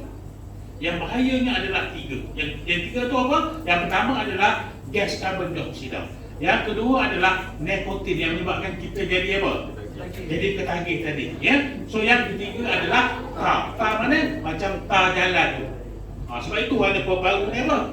Hitam. Sekali hisap tempek ke paru-paru. Sekali hisap dia tempek ke paru-paru. Itu yang jadi daripada merah tu jadinya warna hitam. Sebab apa? Tak. Sebab itu kalau kita pergi postmortem bagi mereka yang merokok, kita belah paru-paru dia, kita akan dapati paru-parunya berminyak. Ya, sebab tu minyak tadi tar jalan tadi.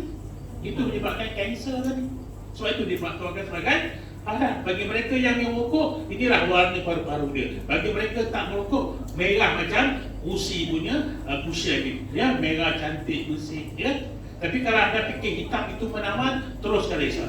Tak ada masalah So ini sebab itu difatwakan sebagai haram. Bukan saya yang kata, ini majlis fatwa yang kata pada tahun 1995 dia mengatakan bahawa rokoknya ada haram daripada perangisan kerana terdapatnya kemudaratan. Sebenarnya surah Al-Baqarah ayat 2 firman Allah, dan janganlah kamu menjatuhkan dirimu sendiri ke dalam kebinasaan. Sebab itu difatwakan haram.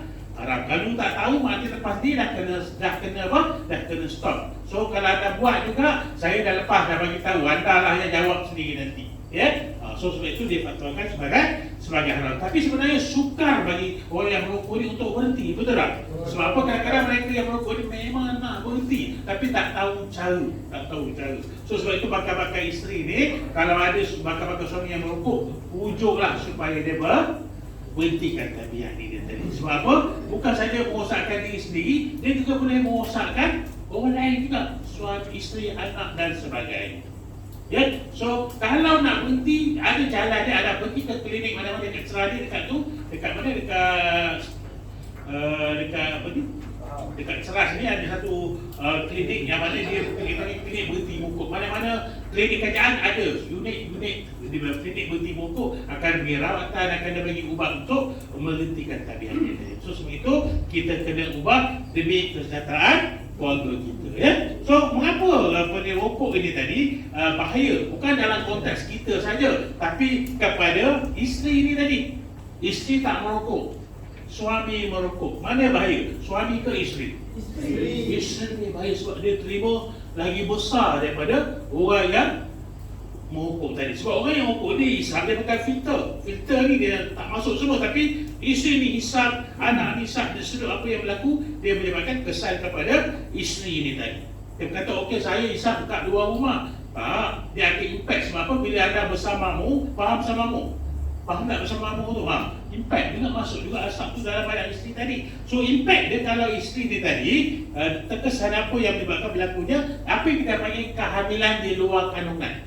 Bila berlakunya kehamilan di luar kandungan ni, apa yang berlaku? Isteri ni mudah tumpah darah. Ini kadang-kadang mengancam nyawa ibu dan juga anak tadi. So sebab itulah kesannya kepada keluarga kita. Dan begitu juga sekiranya bayi ini okey dilahirkan, akan berlakulah kelahiran perawatan. Perawatan ni berat badannya tak cukup, mungkin jantung berlubang, kan? Lepas tu mungkin masalah sistem otak dia terjejak dan sebagainya, ya. So impact kepada siapa? Apa? Impact kepada zurat yang kita nak alih, kan? Saya pastilah bakal ibu ni, kalau anak ni dilahirkan, of course kita nak anak yang apa? Sihat, kan? Comel, terletak, kan? Tapi bila lahir saja, minta maaf puan, anak puan ni mungkin ada masalah jantung berlubang. Ya, bila jantung berlubang ni maknanya dia tiap bulan kena apa? Appointment dekat AJN dan sebagainya. Ini kadang-kadang mengganggu kehidupan seharian kita. So please lah, tabiat ini kena ubah. Bukan saja untuk kesihatan kita, yang penting adalah haram, ya. Bila haram, kita buat berdosa. Selama mana kita nak buat dosa tu tadi, okay? Tapi dia kata saya bisa rokok, tapi saya dah berhenti, tapi saya tak vape, ya. So vape juga difatwakan sebagai haram juga.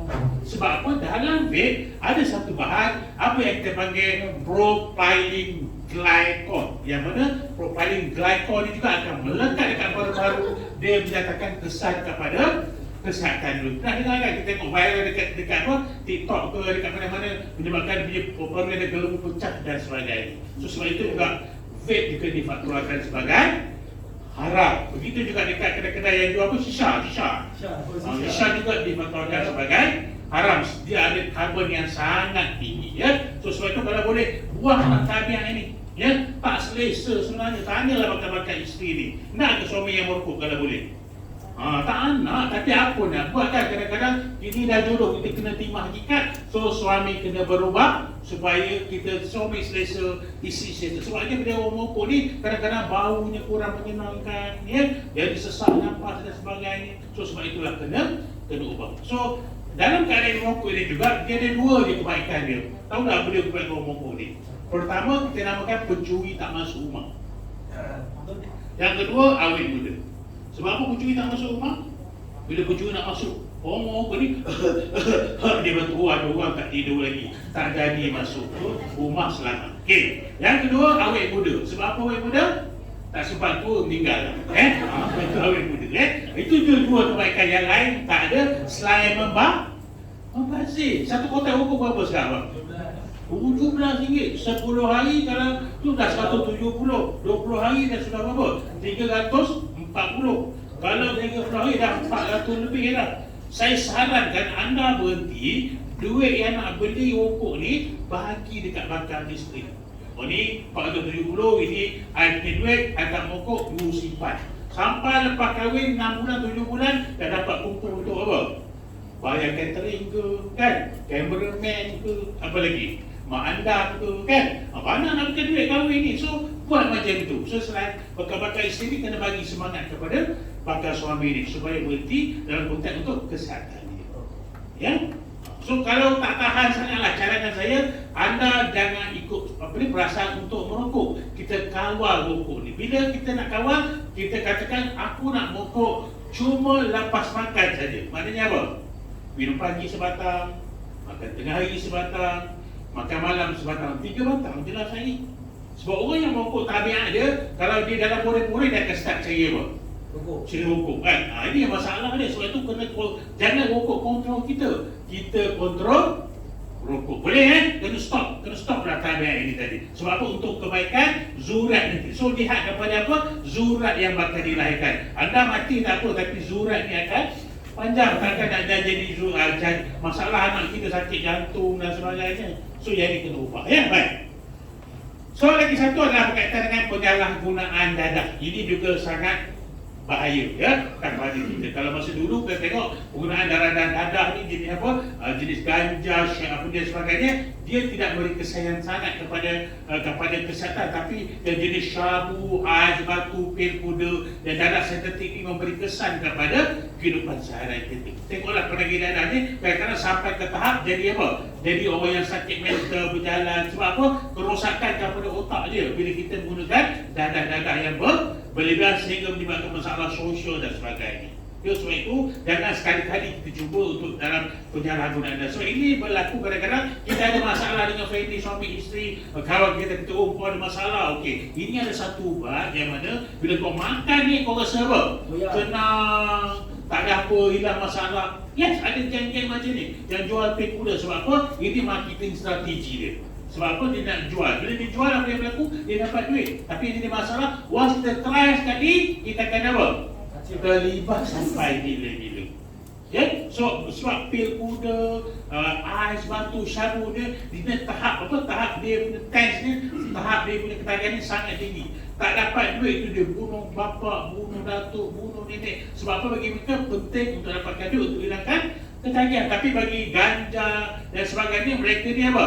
Dia sekadar cucu slipper ke kan, pergi curi tu masjid, itu tak ada masalah. So yang jadi yang kita takut adalah yang jenis apa? Pil-pil syabu dan sebagainya yang boleh datangkan kesan kepada dari segi apa? Dari segi sociality kita tadi ya. Right. So menurut kajian ADK ada beberapa faktor yang pengaruhi pengambilan dadah ni. Pertama, family ni ada terlibat dengan penyalahgunaan dadah, mungkin ada yang lain juga akan turut terlibat. Okay. Yang kedua, macam saya cakap tadi, konflik dalam keluarga ada kawan-kawan yang insidious. Okay. Yang ketiga, tabiat merokok yang awal. Contohnya umur 12 tahun dah start merokok. ADK kata mungkin kalau umur 12 tahun dah start merokok, kemungkinan mereka akan terlibat dengan penyalahgunaan dadah. Dan kadang-kadang jenis keluarga yang ambil tak kisah berkaitan dengan family dia. Anak-anak dibiarkan begitu juga. Terutama bila anda ada zurat besok, so kena pastikanlah anak-anak ni di peringkat awal remaja kena apa? Kena dikawal, dia punya dari segi dari segi pergaulan dia ya, dan sebagainya. Ya. So sebab itulah dalam konteks ini, bila kita berkeluarga besok, kita ni adalah pelindung kepada keluarga kita. Kita ni kena mesra dengan keluarga. Maknanya suami isteri ni tak boleh bertengkar-tengkar depan, anak jadi boring, jadi bosan, dia akan apa? Dia akan cari jalan keluar yang lain dengan kawan-kawan ya. Kita ditunjuk gaya yang positif ya. Kalau kita merokok, kita boleh tegur anak kita merokok? Tak boleh, sebab kita buat benda yang sama. Okay? Begitu juga dengan apa? Jangkaan, kena beri pendidikan, kita kena bagi pendidikan dan sebagainya. Okay? Itu berkaitan dengan dadah ya. Right? So lagi satu berkaitan dengan apa? Arak. Arak kan? So arak juga difaktorkan sebagai haram ya. Nama cantik dah, apa? Al-Amin kan? Tapi minum alkohol kan. Tak cuda tak cuda So alkohol pun sama ya. Dia juga boleh merosakkan sel-sel otak. Ya. Saya baru saja pergi ke Sarawak minggu lepas. Siapa orang Sarawak? Orang Sarawak kan? Dekat mana? Sibu. Saya dah pergi Sibu dan juga pergi Miri lah minggu lepas. Apa yang saya tengok dekat sana, mereka ni minum arak secara terbuka kan. Banyak dekat kedai-kedai ni tak kisah. Banyak tintin minum sesuka hati tak kisah Tapi apa lagi yang saya nak tengok kat situ, banyaknya apa? Gelandangan. Tahu gelandangan? Yang apa jenis tak ada rumah duduk. So kita tengok rupanya berpunca daripada apa? Alkohol. Sebab apa? Bila dia rosak dia punya otak tadi, dia tak ada fikir dah. Apa yang dia fikir, mesti nak ambil arak dan dia akan minta duit dengan orang yang lalu lalang. So inilah yang berlaku dekat sana lah. Bukan nak ni orang-orang Sarawak, tapi apa yang berlaku pattern dia macam ni sebab apa? Punca daripada apa? Tabiat ini tadi. Sebab lama-lama dia akan rosakkan apa? Otak kita. Arak ni besar dia kepada kita. So sebab itulah arak ni difaktorkan sebagai haram. So dia akan merosakkan sel otak. Bila rosak sel otak, otak kita ni umpama apa? Kalau dekat badan kita, kalau negara kita, otak ni macam apa? Agung. Tahu agung? Maknanya paling apa? Penting saya dalam negara kita kan. Dan sini jantung kita apa? Perdana Menteri kan. So paru-paru ni apa? Timbalan Perdana Menteri. Contohlah kan. Pokok ni apa? Menteri-menteri kabinet kan. Kita macam-macam dekat bawah sana So apa yang berlaku? Maknanya bila otak ni terjejas, keseluruhan badan kita akan jadi terganggu. Itu yang datang jadi masalah gelandangan kan. Dia jadi mental, kacau orang dan sebagainya. Sebab apa? Akibat daripada alkohol. Begitu juga dengan dadah kan. Kita tengok lama-lama apa yang berlaku dengan dadah. Dekat cokit dia minta duit, pakaian tak apa, tak semua. Sebab apa? Sel otak dia dah rosak dalam konteks beri kesihatan kita tadi So bila sel otak dia akan menyebabkan apa? Masalah mata bila masuk alkohol dalam perut dia akan bakar kerongkong, bakar perut, menyebabkan tulang jadi lembut dan sebagainya. So sebab itulah kalau tengok alkohol ni dia sangat memberi kesan terhadap kesihatan kita. Sebab itulah juga difaktorkan sebagai haram. Ini dalam konteks diri dia, dari segi kesihatan dia. Dalam konteks keluarga dia, apa yang berlaku kalau kita tengok? Bila dia mabuk dalam keadaan separuh sedar, maki hamun, pukul anak, pukul isteri, ini mendatangkan fobia kepada keluarga itu tadi. Keluarga jadi tak mesra, tak harmoni. Inilah yang berlaku berpunca daripada alkohol ini tadi. Ini dalam konteks dengan family dia. Dengan orang lain pula apa yang berlaku? Bila dia memandu, apa yang berlaku? Dia langgar orang, menyebabkan kematian dan sebagainya. So sebab itulah arak ini difaktorkan sebagai haram. Kita tengok dalam peristiwa Isra Mi'raj, di mana perjalanan Nabi Muhammad SAW daripada bumi pergi ke langit dalam separuh malam tu kan, di mana Nabi Muhammad berhenti dua tempat. Tempat yang pertama, Nabi dihidangkan arak dan juga susu. Nabi pilih apa? Nabi pilih susu sebab Nabi tahu bahawa arak ini mendatangkan kerosakan kepada manusia. Kalau kita tengok pada masa itu, arak ini adalah minuman yang paling glamour masa itu. Sekarang ni apa minuman paling glamour anak-anak semua? Apa minuman paling glamour yang orang selalu ada dekat Puk Bandar? Apa dia? Ada yang ada kotak apa ni? Ketum putih tu kan. Lepas tu ada apa? Starbucks ada warna rambut panjang warna hijau kan. Starbucks orang selalu order. So macam itulah masa zaman Rasulullah dulu arak ni tadi Tapi Nabi pilih apa? Susu. Sebab tahu dia arak ni memudaratkan manusia. Okey. Yang kedua berhenti juga, dihidangkan 3. Susu, madu dan juga arak. Nabi pilih apa? Madu. Susu. Madu ni boleh minum sekali-sekali saja kan. Madu ni kena terminum pula, kena tahu yang ori tak ori kan. Dekat tahu tak macam mana yang ori tak ori? Orang Sabah tahu tak macam mana? Madu ni ori tak ori? Kuningnya tu pekat. Kuning tu pekat. Yang lain ada tak? Orang faham ada orang faham? Tak ada orang faham? Ada kan? So nak tahu madu ni ori tak ori senang saja. Bila anda kahwin, besok dah kahwin, bawa balik madu ni rumah, isteri mengamuk-ngamuk, itu madu ori Itu madu ori. Mesti mengamuk-ngamuk. Itu madu ori yang lain tu semua tak boleh. Ya, alright ya. Itu baru madu ori. Bila dah kahwin besok lah. Kalau dia dah kahwin besok kan. Okay, right ya. So maknanya kalau tengok dia mengatakan kerosakan kepada manusia. Bila merosakkan manusia, sebab itu juga difatwakan sebagai haram. Ya, right. So kita melakukan perbuatan haram maknanya berdosa. Okay, right. Nah, seterusnya berkaitan dengan genetik ataupun keturunan. Sekiranya anda nak berkahwin dengan keluarga yang dekat. Ada tak yang nak kahwin dengan sepupu-sepupu ke? Tak ada. Ada tak ada? Kupu-kupu tak ada Kupu tak ada, sepupu pun tak ada Maknanya keluarga terdekat yang paling dekat adalah sepupu lah So kalau boleh elak, sebab dikatakan kalau berkahwin dengan keluarga terdekat ni dikatakan sebenarnya genetik ni tidak berkembang. So sebab itu dia beri nasihat kalau boleh elak. Tapi dah kapur-kapur dah puluh-puluh tahun dah tak boleh nak pisah kan, nak kahwin juga kan, nak buat macam mana kan. So minta nasihat kepada pakar, tanya.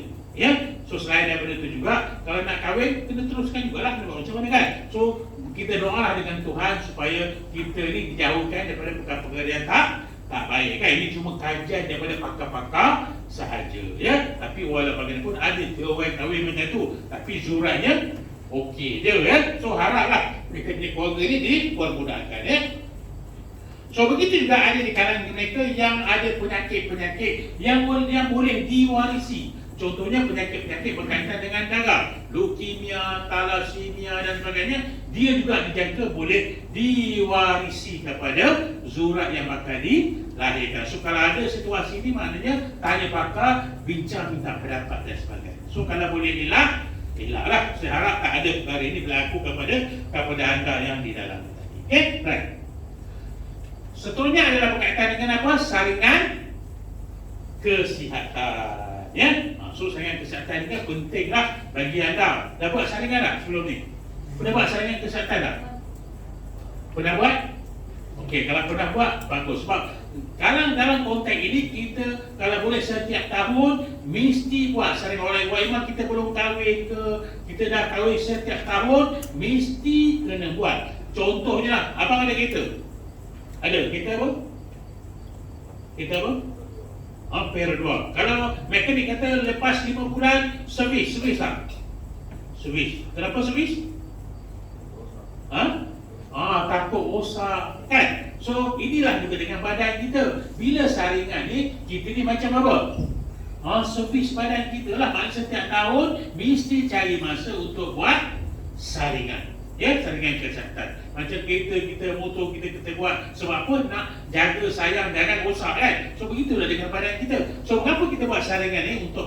Untuk apa? Menilai tahap kesihatan kita dari konteks apa? Fizikal. Kadang-kadang kita ada risiko. Kita ni mogok, kita tak ada senaman, kita tak kawal makan, berat badan berlebihan dan sebagainya. Mungkin kita ada penyakit darah tinggi, kencing manis dan sebagainya. Tapi banyak orang tak nak buat sebab apa? Dia kata kalau aku buat, aku tahu aku masalah, nak makan susah kan, kena pantang, kena makan ubat. Tapi kalau tak buat, apa yang berlaku? Kita tak tahu akan menyebabkan dia jadi lebih apa? Lebih teruk lagi. So sebab itulah kalau boleh saringan ini perlu dibuat, tu utama bagi kaum wanita ni tadi. Sebab mereka ni bagi wanita selalunya ada masalah dalam konteks apa? Dalam konteks payudara kadang-kadang sebab kanser payudara sekarang ni dah very common dah. Sebab itu kalau ada ketulan sikit-sikit dekat ketiak mana-mana, cepat-cepat buat cek, pergi jumpa doktor, buat saringan dan sebagainya. Begitu juga bagi pemeriksaan PETS-nya 30 hingga 65 tahun diwajibkan. Begitu dengan mamogram 40 dan atas mesti kena buat pemeriksaan ini wajib bagi wanita. Dekat mana boleh buat? KKN boleh, PPKN boleh dan sebagainya. Mengapa? Untuk detect awal. Sebab kalau tengah lewat, mungkin kita tak dapat nak beri rawatan dan sebagainya. So itulah kepentingan saringan kesihatan tadi. Right? Begitu juga bagi anda juga akan sebelum berkahwin disuruh buat apa? Saringan HIV. Dah buat belum? belum lagi kan. So bagaimana nak lakukan, nanti ada satu slot yang mana prosedur perkahwinan akan diberitahu lah bagaimana cara untuk buat ujian ni. Mungkin besok lah Ustaz akan bagi tahu. So apa yang saya nak share di sini, macam soalan daripada sahabat kita tadi berkaitan dengan HIV. Macam saya cakap, HIV ni dia adalah apa dia? Virus. Ya, virus ni maksudnya bahasa biasanya adalah kuman. Kan? Dalam bahasa sekarang ni apa panggil apa? Viral. Apa maksud viral? Virus lah asal dia. Virus ni dia merebak dengan apa? Cepat. Kalau cakap, dah viral cerita ni maknanya apa? Dah semua orang dah tahu dah. Dia punca daripada perkataan virus ni lah. Dia rebakkan dia cepat, sangat pantas dan sebagainya. So HIV ni macam saya cakap tadi, dia bukan merosakkan manusia, tapi dia melemahkan sistem pertahanan manusia tadi. Ya, so nama virus dia adalah Human Immunodeficiency Syndrome, yang mana dia panggil ringkasnya HIV. Penyakit ni nama apa? AIDS, Acquired Immunodeficiency Syndrome. Ya, yang mana macam kita lah, kalau COVID ni dia punya mana apa dia? Coronavirus kan? Nama penyakit dia COVID. Macam itulah dengan HIV dia tadi. Ya, so macam saya cakap tadi, dia ni boleh berjangkit melalui apa? Darah ke darah saja. Ya, dia tidak melalui nafas dan sebagainya. Ya, so sekiranya orang ni positif, maka dia akan boleh berjangkit melalui beberapa perkara yang perkara yang akan boleh menyebabkan berlakunya jangkitan tadi. Pertama, hubungan apa? Hubungan seksual antara pasangan. Kalau suami ada HIV positif, mungkin isteri pun dapat. Begitulah. Sebab dia melalui cairan badan. Yang kedua, melalui kongsi jarum dan juga alat suntikan. Ya, di hospital tak ada dah, sebab semua ni dah dispose. Sekali pakai, buang. Sekali pakai, buang. Tapi doktor ayam dekat bawah jambatan still apa? Guna kan doktor ayam, faham kan? Mak pet tu dia masih share tu. Ya, so sebab itu mostly penagih dadah dia ni positif HIV dan juga positif penyakit TB. Ya, sebab apa? Cara dia orang guna jarum itu tadi. Okay, right, ya. So seterusnya, ibu-ibu yang positif, so mungkin boleh transmitted kepada anak dalam rahim, dan keadaan penyusuan ibu pun sama. Ya, so yang keempat ni pemilihan darah, selalu kita dah screening lah, tak ada masalah. Ya, tapi kadang-kadang ada juga di kalangan kita, kadang-kadang ada apa, tiba-tiba dapat positif. Jangan kita kata, oh ini mama ni jahat ni, selalu pergi golong ni. Tidak. Ya, kadang-kadang secara tak sengaja, mungkin dia kerja dekat hospital, dia tercucuk jarum, mungkin juga dia ni frontliner, ya, buat operasi polis dan sebagainya, mungkin secara tak sengaja. Ya, kalau masa dulu, kalau HIV positif ni, kita bagi nasihat supaya jangan kahwin dan sebagainya. Tapi sekarang dah tak ada masalah. Ada cara rawatannya sekira pasangan kita ni positif. Ya, right. So kenapa perlu menjalani saringan ini tadi? Sebab nak kesan awal, ya, nak kesan awal sebelum meneruskan isu apa ni dalam konteks perkahwinan tadi. So sekiranya, ya, sekiranya dia ni positif, maknanya kita buat pilihan nak teruskan perkahwinan atau tidak. Tapi pada masa sekarang kita akan bagi rawatan awal, apa yang kita panggil antiretroviral, yang mana ada ubat yang kita boleh bagi kepada orang yang positif ni atas dasar untuk melemahkan virus tersebut, bukan menghalang untuk berkahwin. Masa dulu, ya, sebab kita takut berlakunya rebakkan kepada anak, zurek dan juga pasangan kita. So sebab itulah kalau kita tengok untuk saringan HIV ini difatwakan supaya ambil saringan ini sebelum untuk urusan perkahwinan. Ya, right? So di mana ujian ini boleh diperoleh? Semana-mana klinik kesihatan. Ya, di Kuala Lumpur mesti melalui Kementerian Kesihatan. Tak boleh dengan apa? Pantai ke gliding dan cepat, tak boleh. Mesti melalui KKM. So online dia punya booking tu, nanti ada ustaz akan bagi tahu. Ya, so bookinglah mana klinik yang berhampiran. Contohnya kakak duduk mana? Duduk Cerai ni dekat apa? Dekat Bandar Tun Razak tu, dekat apa? Sekolah apa ni? Yang KKM tepi tu kan. Situ boleh. Kalau sekiranya dekat situ penuh, kadang-kadang boleh cari tempat lain, Kepung ke, Segambut ke kan. So Datu KL penuh juga. So cari yang berhampiran dengan KL, Kajang ke, Selayang ke. Tapi yang penting mesti Kementerian kesihatan. Ya, tak boleh swasta sebab dia proses ni semua online kan ya. So yang ini kena buat. Okay, right. So bakal pengantin digalakkan untuk berjalan saringan lebih awal sekurang-kurangnya 3 bulan. Maknanya proses ni kena buat 3 bulan sebelum urusan perkahwinan. Tak ada masalah dan sebagainya. Dah try dah. Sebab online ni banyak dia punya step-step dia kan. So tu kena buat awal. Dan keputusan ujian saringan ini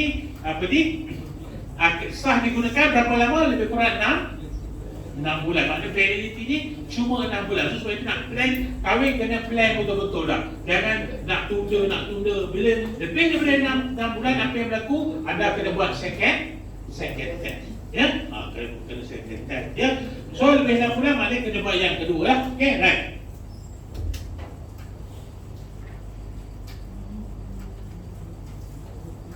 Okay, right. Kalau kita tengok sekiranya pasangan ni positif secara ringkas ni, apa harus kita lakukan? So, pasangan kena maklumkan dengan pasangan ni dengan yang lain ni secara apa? Jujur kata dia ni positif. Selalunya bila positif, pakar-pakar ni akan bagi nasihat. Dia akan bagi counselling, dia akan bagi macam-macam lah untuk demi apa yang perlu dia lakukan. Dan juga macam saya cakap tadi, yang penting sekali adalah untuk rawatan anti-retro viral tadi. Mesti dia akan lebih rawatan. So bila positif dia, pakar-pakar akan bantu anda untuk seterusnya ya. Begitu juga sebagai wanita yang HIV positif masih boleh mengandung, tapi rawatan juga perlu dibagi kepada ibu-ibu ni tadi. Ya, begitu juga bagi kalau nak menyusu dan sebagainya, selalunya tidak dibenarkan menyusu badan, tapi kena bagi susu formula. Ya, dalam konteks inilah kalau kita tengok pakar akan main peranan kepada anda sekiranya didapati positif. Ya, right. Begitu juga sekiranya lepas bersalin nanti dia akan dibagi nasihat supaya menggunakan perancang. Maknanya perancang ni kaedah merancang, selalunya kita menggunakan kaedah apa? Kaedah kondom. Ya, ada orang kata nak mandulkan, itu tidak perlu ya. So dalam konteks ini kalau tengok mengapa perlu sangat, sebab kita bimbang bahawa salah satu pasangan yang positif mungkin zurat yang bakal dilahirkan yang akan jadi positif ya. So sebab itulah untuk tahu awal, maknanya kita bantu awal dan beri rawatan yang seterusnya ya. Baik. Dan sebenarnya yang lagi satu adalah berkaitan hubungan seksual yang sihat dalam konteks apa dia? Kesihatan. Ya, of course hubungan seksual ni adalah hubungan yang diharamkan selagi tidak ada ikatan perkahwinan dan sah sebagai suami dan isteri. Kalau tengok Tuhan dah bagikan setiap manusia akhir balik saja akan dia reba hormon ya. Bagi lelaki dia akan reba hormon testosteron, bagi wanita hormon progesteron, yang mana ini kita namakan akhir balik. Dan pada saat inilah bagi lelaki akan tertarik kepada wanita dan wanita akan tertarik kepada lelaki. Sebab ini adalah apa yang kita panggil, Allah bagi kita nikmat, dipanggil nikmat nafsu yang kepada manusia ini. So sebab itulah kita ni disyaratkan melakukan urusan perkahwinan. So dalam konteks berkahwin ini tadi, salah satu daripada hubungan yang ada adalah hubungan seksual. Ya, Ibnu Qayyim al-Jauziyah berkata antara kebaikan hubungan seksual ini, yang pertama dikatakan mereka pasangan ini akan jadi apa? Akan jadi tenang, jadi relax, jadi hilang stres. Ini kebaikan hubungan seksual. Okey, yang kedua pula, dia juga mencegah daripada penyakit darah tinggi, kencing manis dan sebagainya. Yang ketiga, lagi satu kelebihan hubungan seksual yang sihat ini adalah dikatakan awet muda. Sebab bila berlakunya hubungan ini tadi, badan kita akan berlebih hormon-hormon yang menyebabkan kulit kita nampak jadi apa? Tegar, ya, nampak muda dan sebagainya. Ya, so itu adalah kelebihan dalam hubungan seksualiti nanti. Baik, dalam hubungan seksual yang selamat ini, apa yang saya share kepada anda? Yang pertama kena memahami hubungan ini secara positif. Maksud di sini adalah hubungan seksual suami isteri ini, dua-dua ini seronok untuk melakukannya. Faham ya? Dia tak boleh suami nak, isteri tak boleh nak layan, dia tak boleh, dia tak sampai ke tahap yang sihat. Maknanya dua-dua ini seronok untuk melakukan. Barulah mendapat kesan yang positif. Okey. Begitu juga dalam konteks ini juga, sekiranya isteri ni dia tak boleh nak layan suami dia. Contohnya dia demam, tak sihat, maknanya isteri ada hak untuk menolak.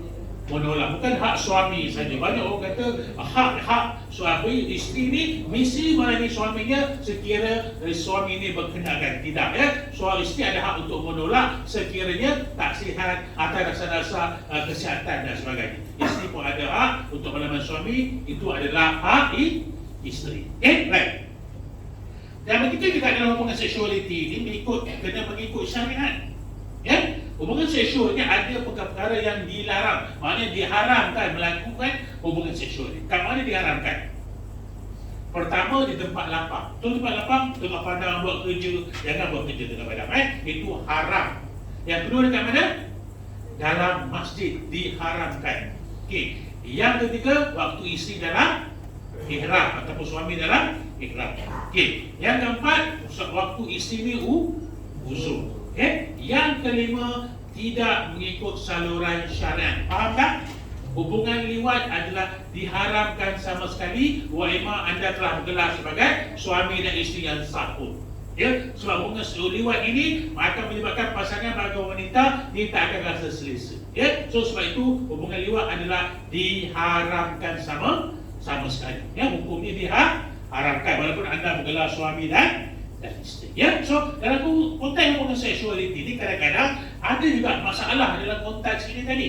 Ya, mungkin dalam kita belum berkahwin lagi, kita tak tahu masalah kita. So dalam konteks ini adalah kerahsiaan rumah tangga, tak boleh diwar-warkan kepada orang di luar sana. Tak boleh cerita kat kawan macam ni, suami aku macam ni, tak boleh ya.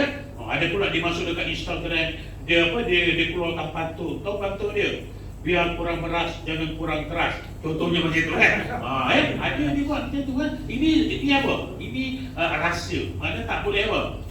Tak boleh cerita dekat orang. Maknanya kalau berlaku macam ni, apa nak buat? Kena jumpa dengan doktor. Jumpa dengan pakar untuk minta nasihat dan minta pandangan ataupun rawatan. Dalam hubungan seksual ni, bagi hubungan suami isteri sangat penting.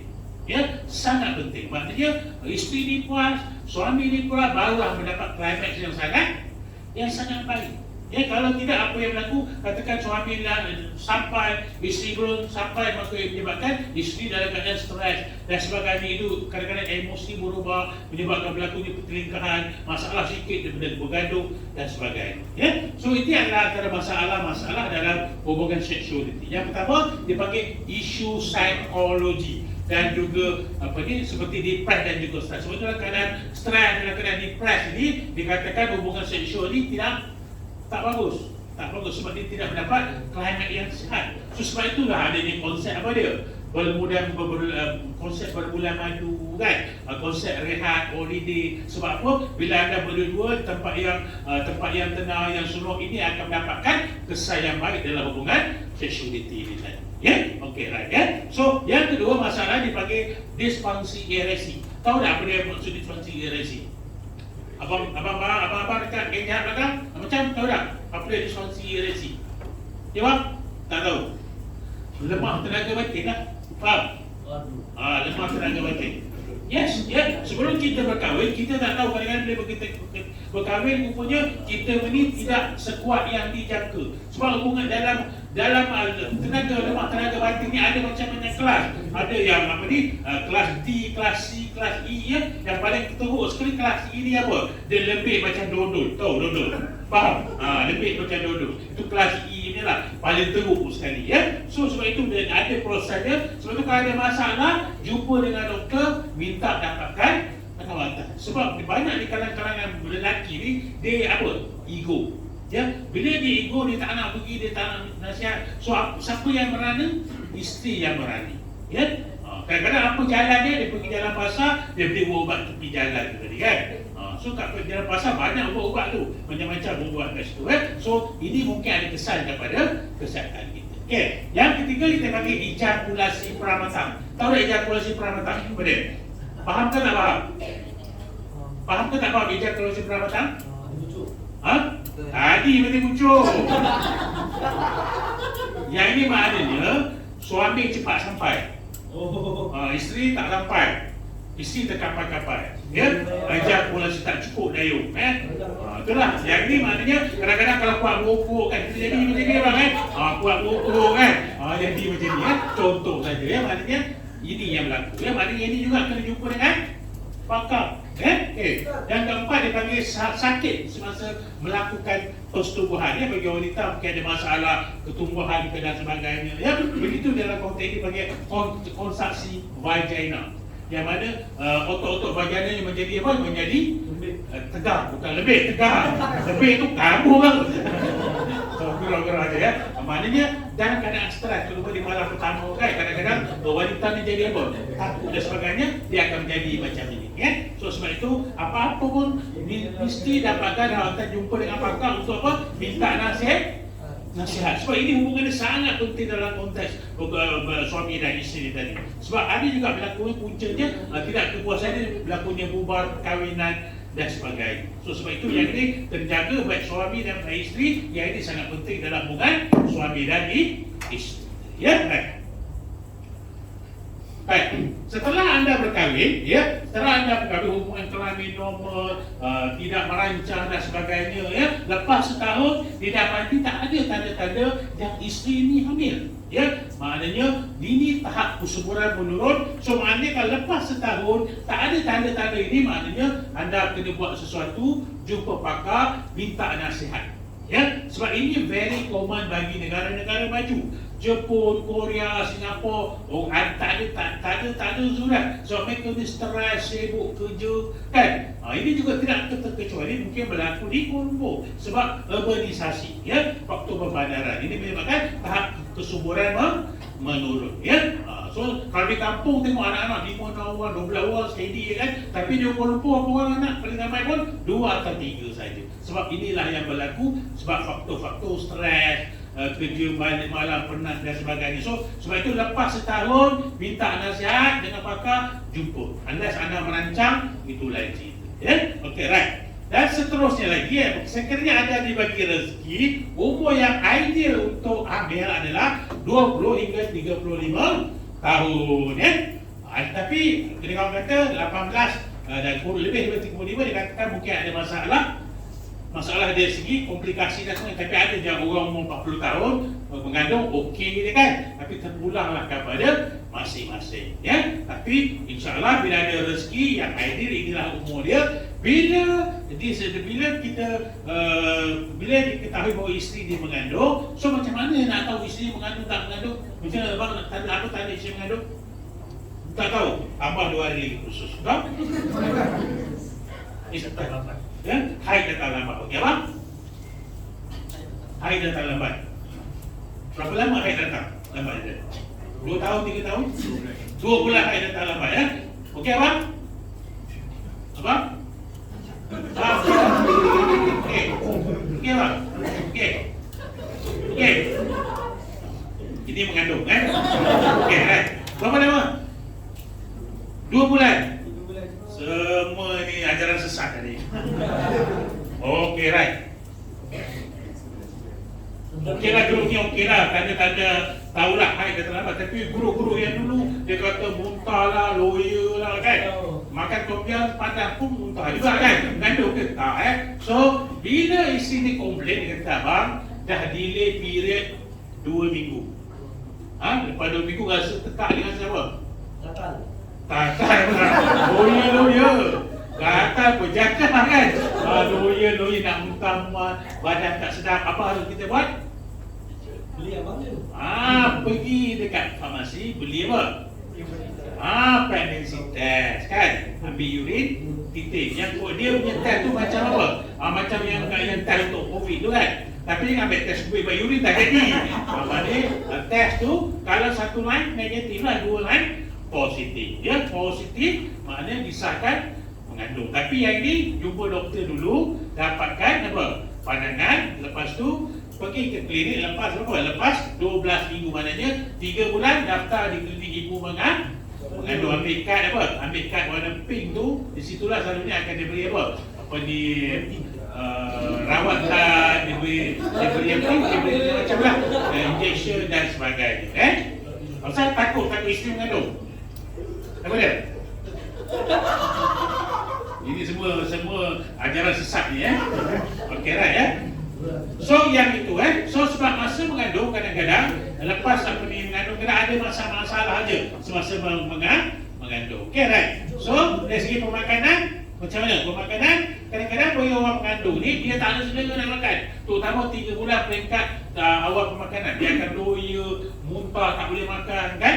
Ada kan? Sebab apa? Berlakunya perubahan hormon di dalam badan. Ada pun steady je makan cantik je. Ada juga. Ada dia steady je tapi suami pula suami yang muntah pula. Yes, ada juga macam itu.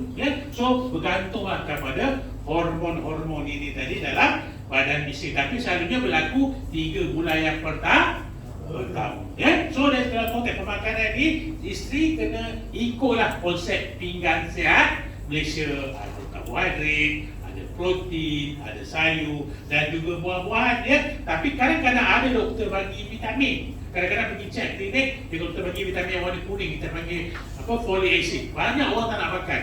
Sebab apa? Dia kata kalau makan kuncing bau lah, kuncing kuning lah So ini penting kena makan. Kalau kita kena makan, mesti makan. Sebab untuk pertumbuhan bayi di dalam rahim. Alright So sebab itu anda perlu faham daripada awal kehamilan tadi apa yang berlaku, perubahannya hormon, maka akan berlaku perubahan fizikal. Mungkin badan akan berubah sikit daripada segi emosi juga mungkin berubah maka suami kena faham. Maka itulah datangnya apa? Mengidam tadi kan? Contohnya besok siapa nama mengidam ni? Din kata suami isteri Din Zin. Oh Zin Zin ke Zin? Zin Zin kata isteri Zin besok nak makan apa? Nak makan mangga kan? Dia pergilah beli mangga kan. Balik rumah cakap bukan mangga ni saya nak mangga kuci nak makan. Contohnya kan. Mungkin juga kan isteri nak makan selipar dia pun celuk tepung ke kan. Contohnya lah contoh. Mengidam kan. So mengidam ni selalunya untuk bagi suami anda kena faham. Kadang isteri ambil sikit saja tak makan banyak. So kena faham sebab berlakunya perubahan hormon iklim juga. Ajaran sesat banyak lah tu dia. Okay, right So maknanya yang ni perubahan jadi sebab apa? Hormon Dalam hubungan seksualiti tidak ada masalah sekiranya tidak memudaratkan ibu dan juga bayi dalam rahim tadi right.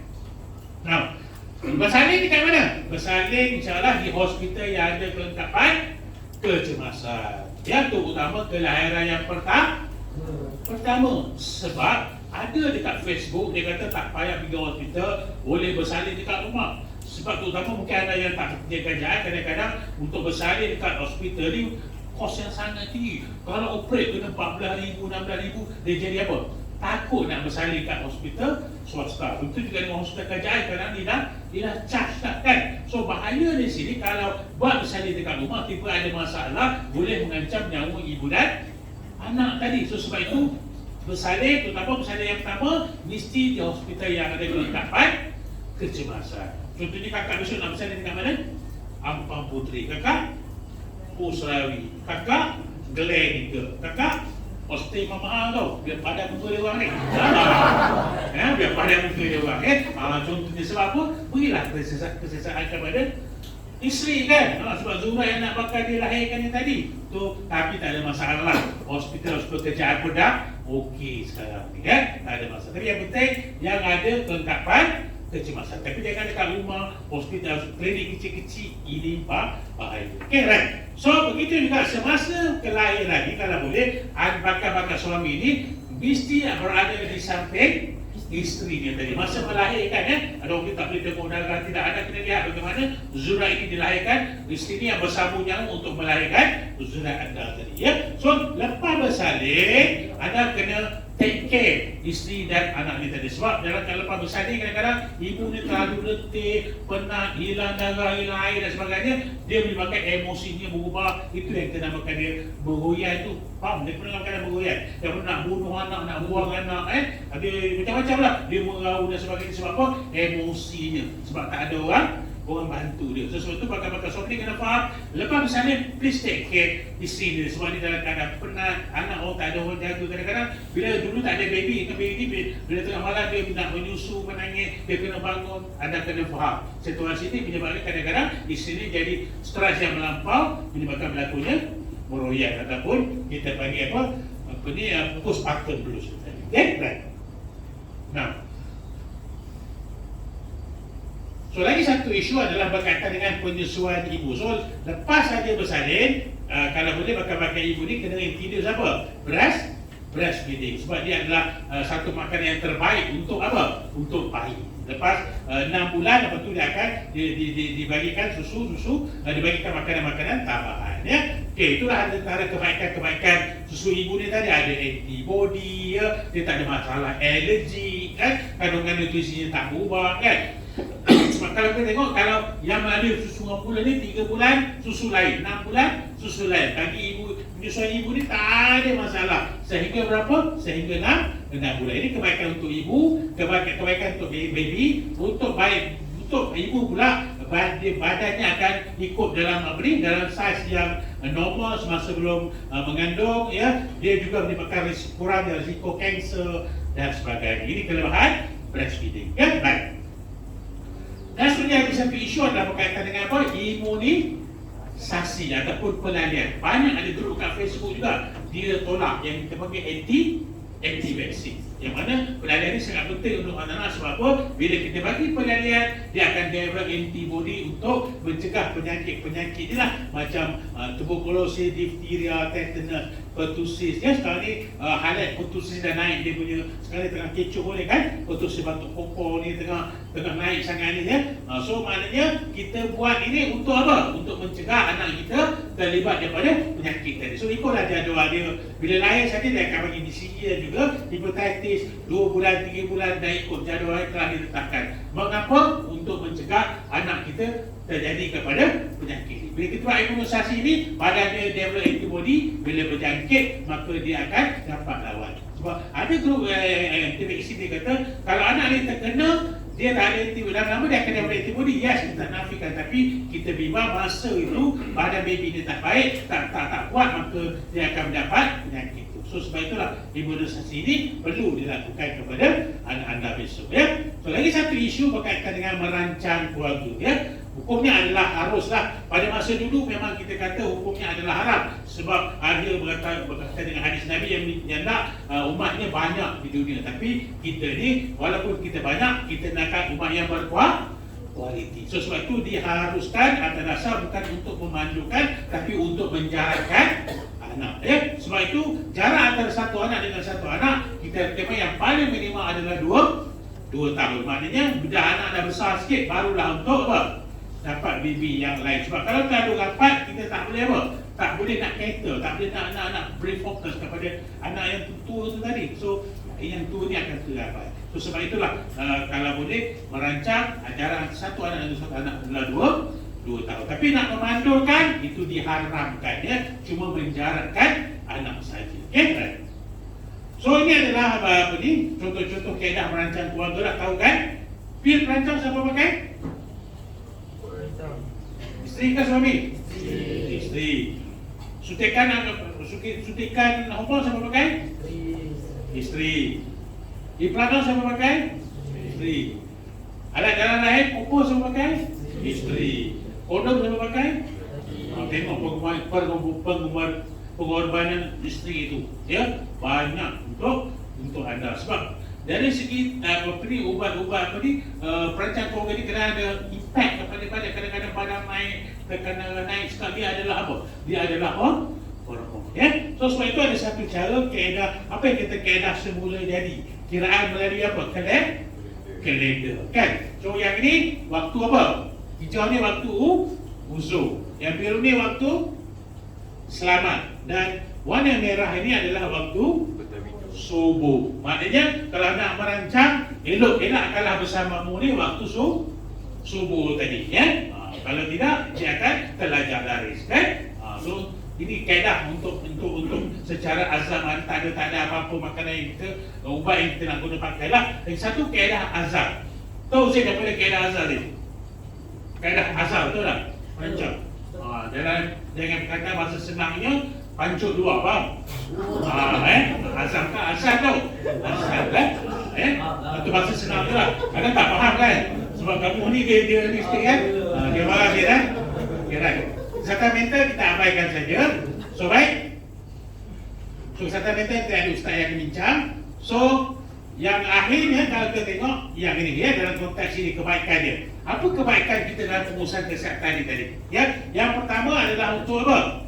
Untuk menjamin kesejahteraan dan keharmonian keluarga. Ini kebaikan dia dalam konteks hubungan apa ni? Kesihatan keluarga tadi. Okey. Yang kedua adalah untuk apa? Untuk mengelakkan berlakunya perceraian berpunca daripada masalah kesihatan. Kadang-kadang ini kes berlaku dekat Lembah Pantai ya. Seorang isteri dia dapat stroke, so suaminya melarikan diri meninggalkan dengan anaknya umur 9 tahun dekat situ. So maknanya apa? Tinggalkan macam itu saja. Ya, ada juga berlaku di sebuah perkahwinan berpunca daripada masalah seksualiti dan sebagainya ya. So sebab itulah dalam kalau boleh dari depan ini kena maintain kita punya kesihatan dalam keadaan yang terbaik. Okay, right. So seterusnya kita dapat melaksanakan tanggungjawab kita sebagai suami dan isteri dalam menguruskan apa? Menguruskan kesihatan keluarga kita ini dengan sempurna. Sebab untuk menguruskan kesihatan keluarga ini tanggungjawab suami dan isteri bersama ya, bukan tanggungjawab suami saja. Suami dan isteri sama-sama perlu menjaga ya, untuk anak kan, untuk suami isteri tanggungjawab bersama. Okay, right. Rumusan daripada tajuk ini kalau kita tengok ya, suami dan isteri pula sentiasa berusaha untuk meningkatkan tahap kesihatan keluarga dengan menjalankan pemeriksaan kesihatan. Maknanya asal tidak saya nak sebelum ni tak nampak juga boleh sekejap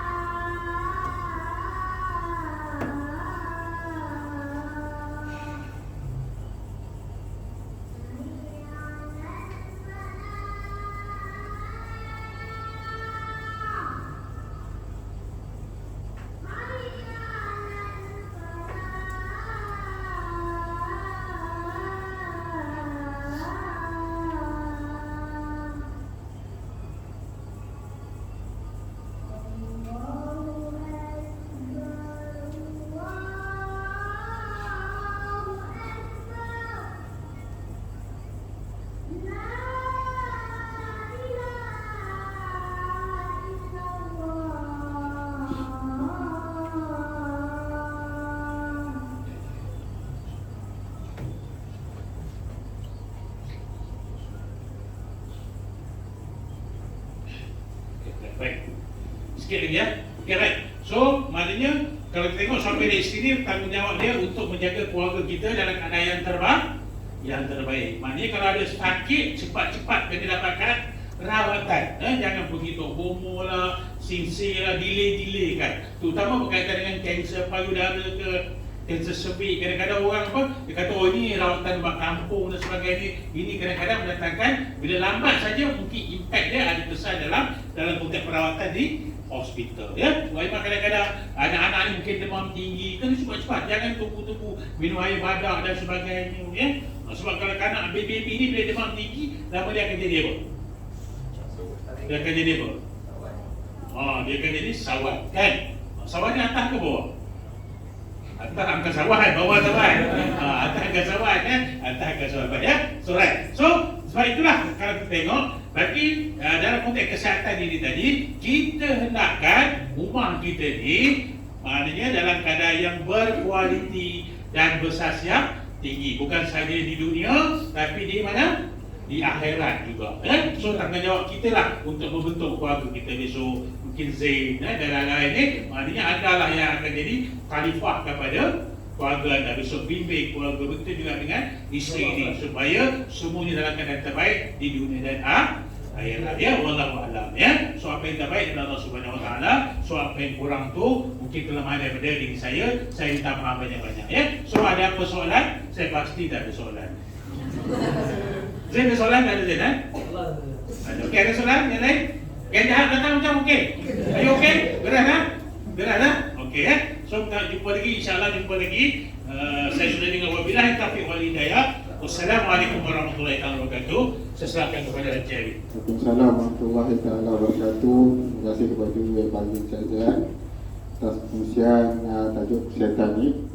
Semua respon okey tuan. Tak ada yang syahid kami. Alhamdulillah.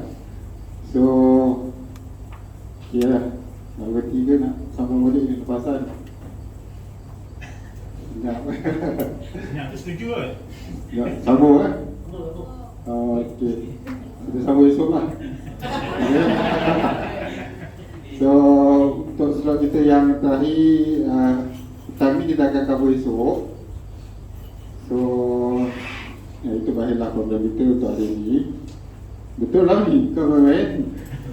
So, kita solat dulu dan bersurai lah. Terima kasih atas perhatian semua untuk hari ini. Kita jumpa lagi esok So untuk slot petang ni kita cover esok. Kita masuk dalam slot esok. Boleh ya? Okey. So terima kasih atas perhatian semua. Assalamualaikum warahmatullahi wabarakatuh. Jemput Maya dulu kan. Asal masuk dah tu. Memang dah jumpa bawah.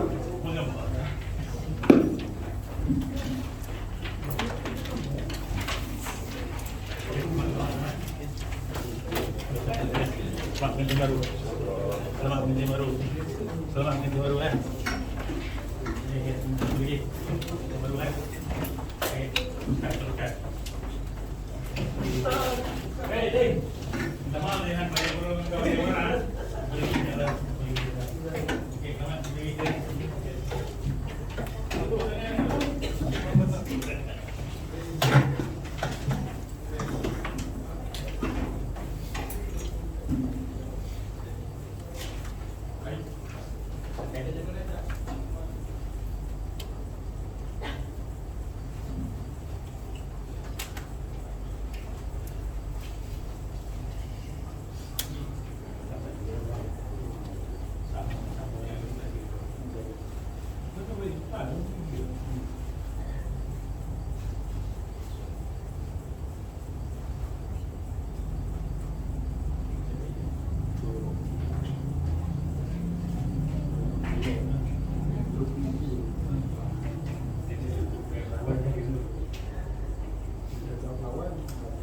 Thank you.